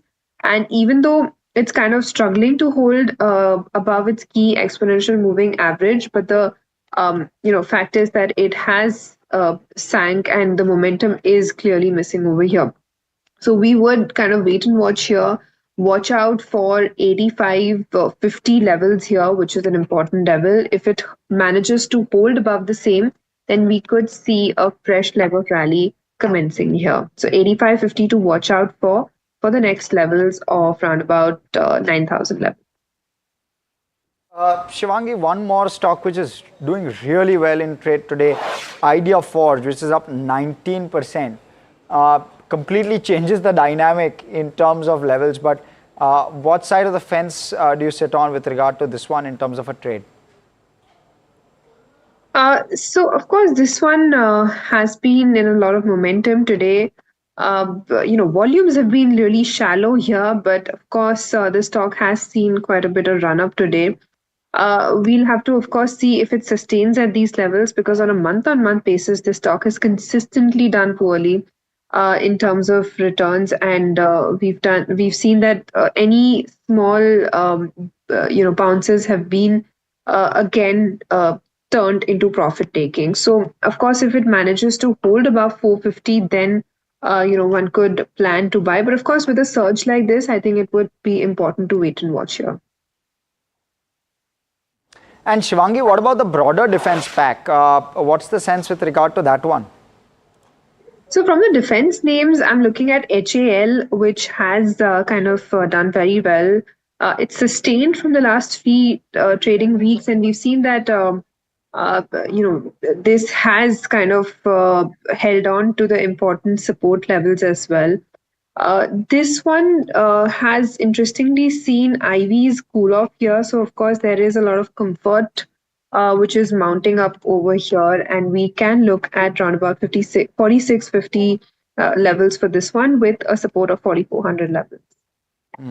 All right. Shivangi, maybe another couple of names from the PSU banking pack. A Union Bank is perked up 5, and SBI also doing okay relative to how the market is doing. Any of those showing some meaningful views at this point? So of course, talking about most of the PSU names, they have seen some sort of a recovery today. And whether we talk about Union Bank or SBI for that matter, we've seen that these stocks have consistently, made lower top, lower bottom from the last 12 trading sessions. So there is some sort of a pressure which is continuing here, and I would advise to wait and watch, since Bank Nifty is on the brink of important support levels. So advice would be to wait and watch and to be with the heavyweight names. Okay, and what about something like Kalyan Jewelers? Because you like a Titan, Shivangi, and of course the same pack, but it's also declared numbers, and therefore from a fundamental perspective also in focus. But what are technical indicators reflecting on this one? So looking at Kalyan Jewelers, of course, this stock in line with the other gold-related counters have done well from the last 2 fair weeks. But then again, momentum is clearly missing here, because follow-up cannot be seen above 535 odd levels. So the stock is basically struggling to hold above 535 levels. And if we see a hold above the same, only then I would advise to enter into the stock, or else we could easily be with the heavyweight names which are doing much well. Okay, Shivangi, thank you for those views, but stay on. What we're going to do is we're going to quickly deep dive into the Amphi data that's come out today, and Alex Matthew joining me as well. Alex, first off, just give our viewers a perspective on the numbers, and thereafter let's get external perspectives as well. Yeah. So first up, broad view, top-down view, Yes. bird's eye view. It's a healthy number. All things considered, the kind of volatility. Remember, the second month in a row where we saw an uptrend for the equity markets as a whole. So you found buyers and you found investors into the equity market. So the top two headlines for me. First, the gross SIP flows, SIP flows, have once again hit a record high. That number comes in at 26,632 crore rupees, and it is higher than the previous record high, which stood at about 26,460 crore rupees, and that was all the way back in December of 2024. The second headline, according to me, is the kind of interest that investors have shown in the other ETF category. And my guest this afternoon is going to have an opinion on this. I'm very curious about what he has to say. We'll get to that in a bit. But take a look at the numbers. 19,056 crore rupees coming in on a net basis into other ETFs, which include quite a few ETFs, most of them equity, but there's also something like a silver ETF that you throw into that category. Not very much in the way of assets under management. It's interesting that a second month in a row, there's a substantial inflow into this category, because in the month of March as well, you saw inflows of nearly 11,000 crore rupees into this one category.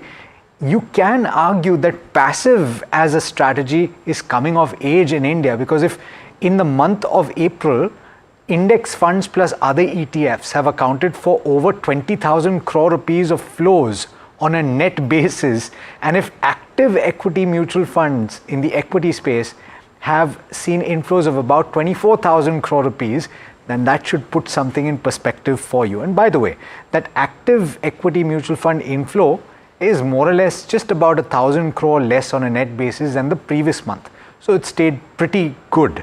Take a look at some of the key headers there in that active category. You have inflows of about 5,542 crore rupees in flexi cap funds, which is the broadest category. You have thematic funds that have seen inflows on a net basis of about 2,000 crore. But remember, if you look at the fine print, the gross number is pretty large. So it's comparable to the flexi cap funds in terms of gross inflows, but the redemptions are pretty high as well, which is why the net inflows are only about 2,000 crore rupees. Mid cap funds have seen inflows about 3,300 crore rupees, and small cap as much as 4,000 crore rupees. The last point is on gold ETFs, which have once again seen an outflow of about 5.8 crore rupees, which indicates to me that smart money is actually taking some profits off the table.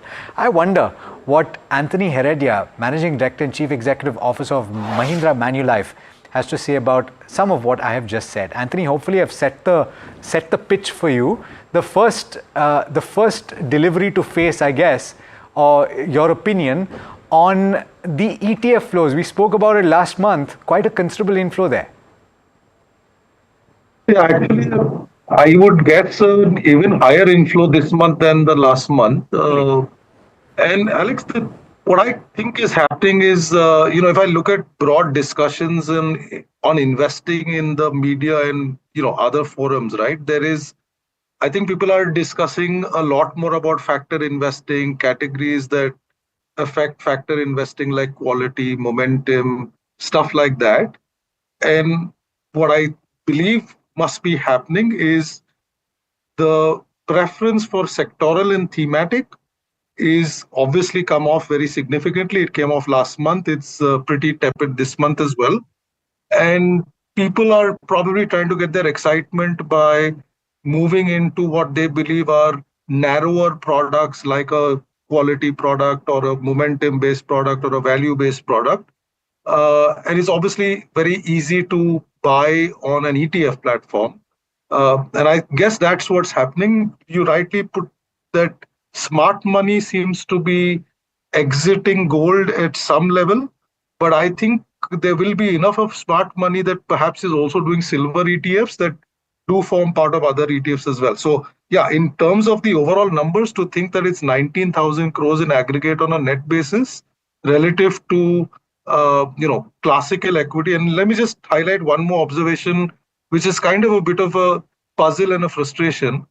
I find it quite strange that hybrid funds, which should actually do better in terms of flows when there's volatility in the market or uncertainty, is actually seeing their worst set of months in terms of flows.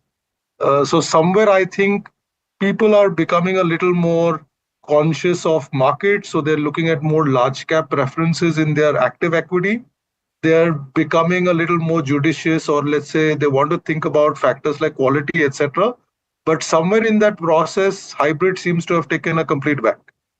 Apart from arbitrage funds, which have seen an inflow of about 11,000 crore rupees, Anthony, there is a seasonality associated with liquid funds, certainly, and overnight funds, where you see significant outflows at the end of a quarter and significant inflows at the start of a new quarter.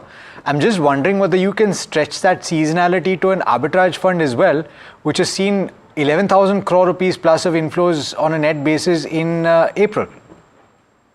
I would say, Alex, you pretty much can, because I think for a lot of corporates that are at the highest tax bracket, arbitrage also makes sense to them relative to liquid products, right? So, and that's very easily explained by the fact that I think last month we had a net negative number in arbitrage funds. We had the same situation in December. So it tells me that there is some element of corporate and institutional money. So that obviously flips in April just like it does for liquid. But it doesn't completely explain it, right? Because I think in March, if I remember the numbers, we had close to like a negative 3,000 crores or thereabouts in arbitrage. So to see 11,000 crores positive suggests to me that there's another factor at play, which is that people are looking at also taking some profits off the table. But since they are used to investing in mutual funds, they're not really redeeming, but they're switching to arbitrage as well, right? So I think it's a combination of the two, because if it is just a straight flip, you should have seen a 5,000 positive.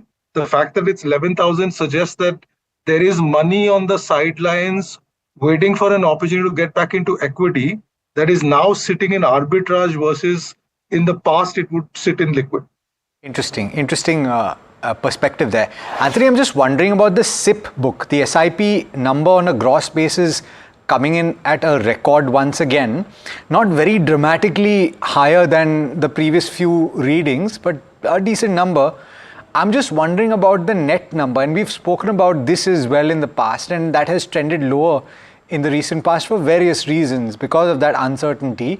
As much as you'd like people to continue the SIP, there is a tendency to cancel when things are getting tough. But the gross number coming back to a record is a positive. Do you have any sense of where that net number is? No, I don't, but I think that net number probably will not be surprisingly more positive, because I'll tell you, Alex, and we've discussed this in the past, right? The net number, it's not really an apple-to-apple comparison, because if somebody is redeeming from an SIP folio that they've built over, let's say, 3 or 5 years, and comparing it with a one installment in the month of April is not exactly the right comparative.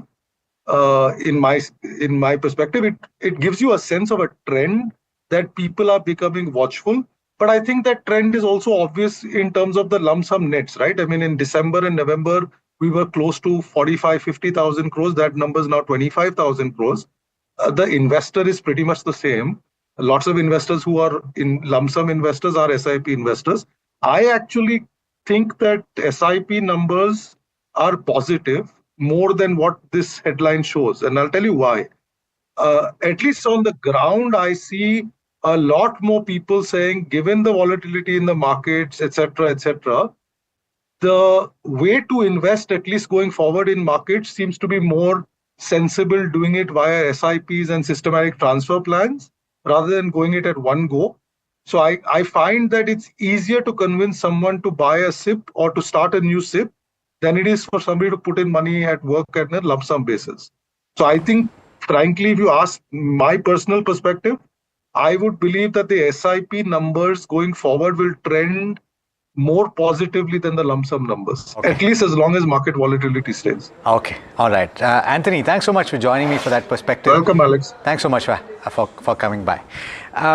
Shivangi, thanks for waiting by, and appreciate your patience on this. But I want to come to you on the VIX number, because we've seen elevated volatility. What do you make of the India VIX and the kind of spike that you've seen yesterday and today? And on the higher levels, what would your reaction to that be as the VIX trends higher? So, of course, we've seen that India VIX has been a reflection of how the sentiments of the markets have been, and we've risen above 22.5 levels this week, over 20% on a week-on-week basis. So, of course, this is causing some sort of discomfort to the bulls at these levels, and we've rallied like a good amount in the last 4 weeks. So, some rub-off is quite natural, but because of the geopolitical tensions, things have escalated and volatility has increased, which will likely to continue until the time we have some certainty around, where this is headed. But of course, we are heading into uncertain times, so advice would be to remain hedged and reduce overnight exposure. Reduce overnight exposure, and you said, yeah, keep your positions light ahead of the weekends because there's so much happening. There is a little bit of evidence of some semblance of calm, at least in pockets of the broader markets, right? If I look at the mid-cap index, the cuts are only about 0.4% at this juncture. In that realm, are you spotting any opportunities, Shivangi? And we've spoken about a variety of stocks so far, so I guess beyond what we've spoken about. Yeah, so as I rightly mentioned, that one of my top picks would be Titan and L&T, but of course, apart from this, we're looking at some of the defense name as well. HAL is one on the radar, and there has been quite a lot of action and stability here in this one. So these stocks can be, kept on radar. Of course, some of the selective auto names, especially the two-wheeler names, are also looking quite attractive right now. But of course, these are the pockets and themes that we're looking at. There will be some sort of softness which could be expected in the banking and the NBFC, since Bank Nifty is on the brink of an important support. So, of course, we could look at and diversify it accordingly. Okay. And Shivangi, any names within the pharma basket which are attracting attention at this point? Because maybe a few earnings candidates within that basket still to come out with numbers. So pharma names have been highly beta counters, and they are, of course, moved with a lot of volatility. But if you have to pick a few names, I think Divi's Lab or maybe a Sun Pharma would look quite lucrative at these levels. In fact, Divi's Lab is better placed and it's holding on above its key exponential moving averages as well. So Divi's Lab, yes, this is the stock that one can look out for. But of course, keep a very strict stop loss in the pharma names because of its high beta nature. And right. Shivangi, what about an Airtel at this point, at these levels, looking interesting?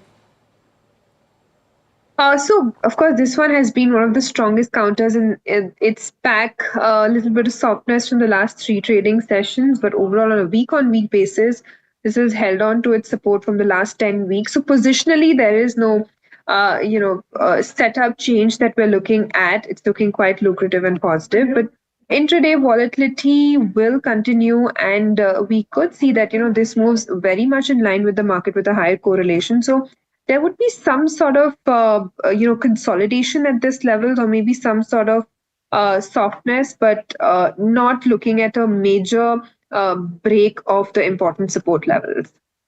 And while we are on telecom, here's an NDTV Profit exclusive. Sources tell your channel that the telecom department is seeking inputs from telcos on downtime faced in parts of North India. Aishwarya Patil here to give us more details on this. What are you hearing, Aishwarya?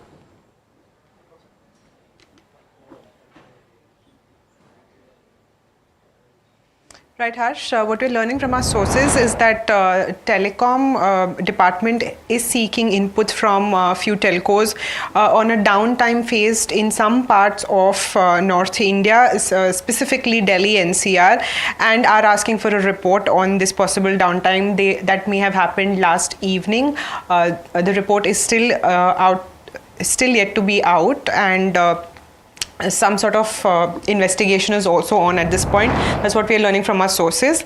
Now, a government earlier on had issued an OM, Office of Memorandum and Directive to telecom operators amidst the India-Pakistan tensions. They've asked the telcos to prepare a contingency plan in case of an emergency that may occur in these areas as well. Now, what have they said in the OM is first off that all telecom operators need to ensure that they have 24/7 network that is uninterrupted. That is the request. And as far as grid operations are concerned, in case there is a shutdown of grids, there needs to be enough and adequate fuel backup.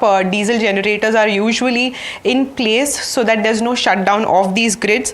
Then there's something called as ICR, which is activated between telecom operators in case there is an emergency, and they share their grids or their towers, which is interconnect roaming, is something that is an understanding between all telecom operators. So in case a Jio tower is not functional, Airtel or Vodafone will have to comply and work with each other in these emergency cases.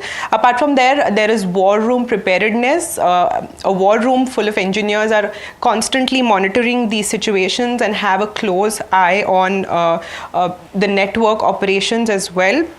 And that, of course, will be scaled up in case the emergency situation escalates further. And all telcos, of course, including Jio, Airtel, Vodafone, are told to constantly monitor and keep the government in the loop in case there is any such downtime. So far, that's the update from the telecom operator side. Okay, thank you for that, Aishwarya, for bringing us that. Of course, fast evolving and not just travel, but lots of other pockets will start to see what the impact will be like of everything that's playing out. So we'll have to wait and watch a bit as to how it does. But markets for the moment, taking this in a very mature fashion. What we're going to do is we're going to slip into a very short break. Actually, what I'm also going to do is thank Shivangi. Shivangi, thank you for coming in, giving us your views as well. We'll let you also go. What we'll do is we'll slip into a very short break. On the other side, we'll take stock of the day, and that is L&T. We'll get you a deep dive on everything that's happening. Stay tuned, and of course heard on the street, so stay tuned.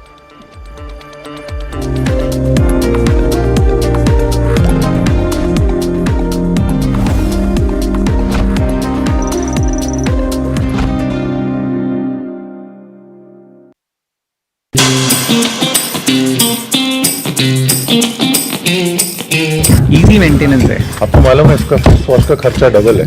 तो देख मेरी आंखों के नीचे पहली बार तेरे को डाक सकते हो। एक मरे हुए मुर्गे में अगर जान डाल सकते हैं ना तो डिलिशियस बने। Friendship came first or the idea came first? Abhay, you know, he was my friend. We also had. Okay, this time. Actually, he landed in my office with this whole meat idea. Actually बताया नहीं मैंने शराब P के इसको बोला था कि ये करना है।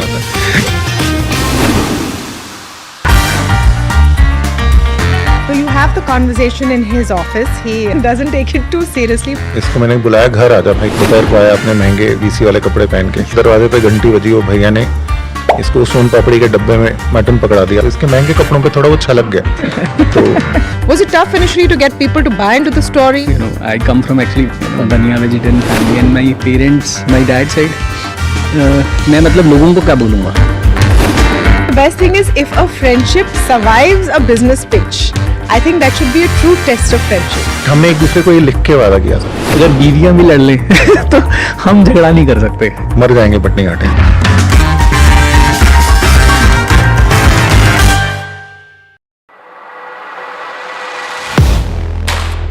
Do you really know the company you invest in? What is the real picture behind presentations and claims?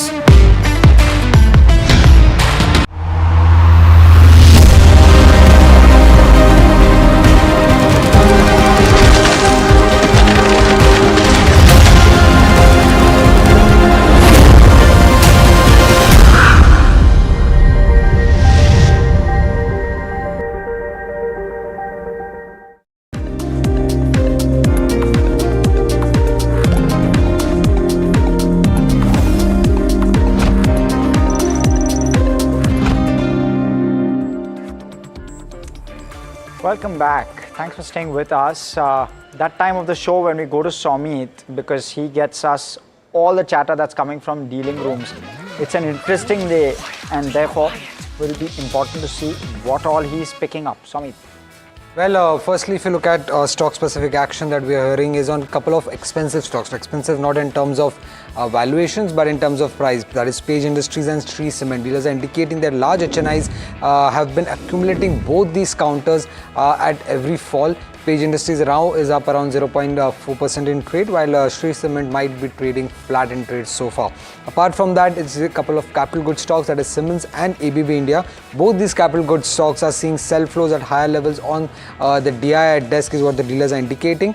And when it comes to Dr. Reddy, dealers are indicating that there are sell flows on foreign institutional desk for Dr. Reddy's. Now, what dealers are saying is the fact that the sales of Rev Limit, which is one of the key products for Dr. Reddy, might have peaked, and that could be one of the reason why there have been sell flows for Dr. Reddy's. And lastly, it's Bharat Bijlee. Influential investors have been accumulating this counter on expectations of a strong result is what dealers are indicating. Now, the company will be reporting its numbers on May 16th, so keep an eye out for Bharat Bijlee as well in trade. Okay, interesting. Thank you so much, Samit. We'll let you go on that note.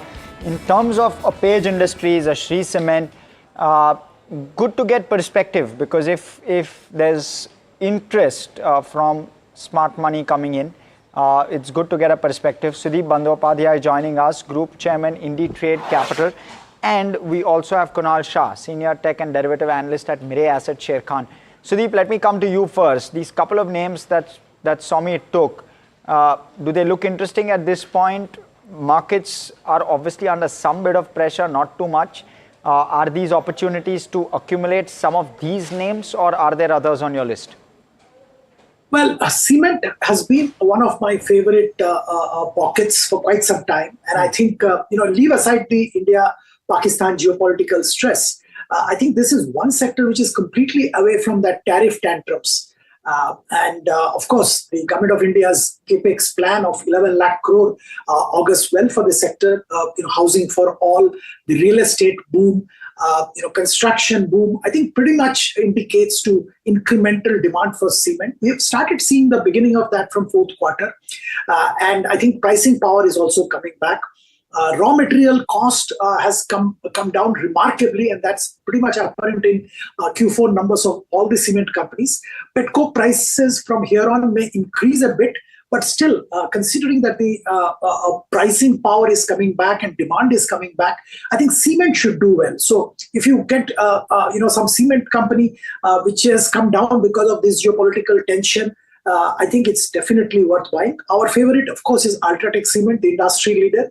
But companies like Shree Cement, which was being talked about, can also be looked at from a long-term perspective.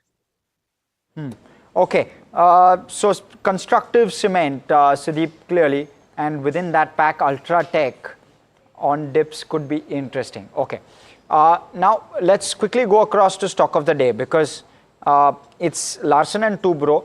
It's a very solid set of numbers, mind you. Commentary also sounding good, and of course it's on the back of all export related. The mix is tilted towards exports, and that's why the numbers look better. But Anushi here to break down those. Right, so a strong beat that we've seen for L&T in this quarter, and along with that, a strong commentary is what we are seeing for FY26. Let's break down the Q4 numbers first. Now, if you look at the Q4 numbers, revenue was up around 11% this quarter. Margins, we did see about a 24 basis points of an improvement, while for net profit, we saw about a 25% growth. Do note that this also had an exceptional item of 475 crore, because of which we are looking at a higher net profit growth. But let's walk through the key highlights as to why L&T stood out this quarter. Firstly, if you look at the revenue and margins, they were majorly in line. It was the net profit which beat estimates. Q4 order inflows, if we see, the growth was led by higher international orders. We've seen a particularly big order coming in the last quarter. So that is this is from the Middle East business that we are seeing, which has led to this kind of jump in the inflow pictures that we've seen. Domestic ordering also, while on international orders was strong, it was domestic ordering which was on the muted side though. So that was something that we should be keeping an eye out for.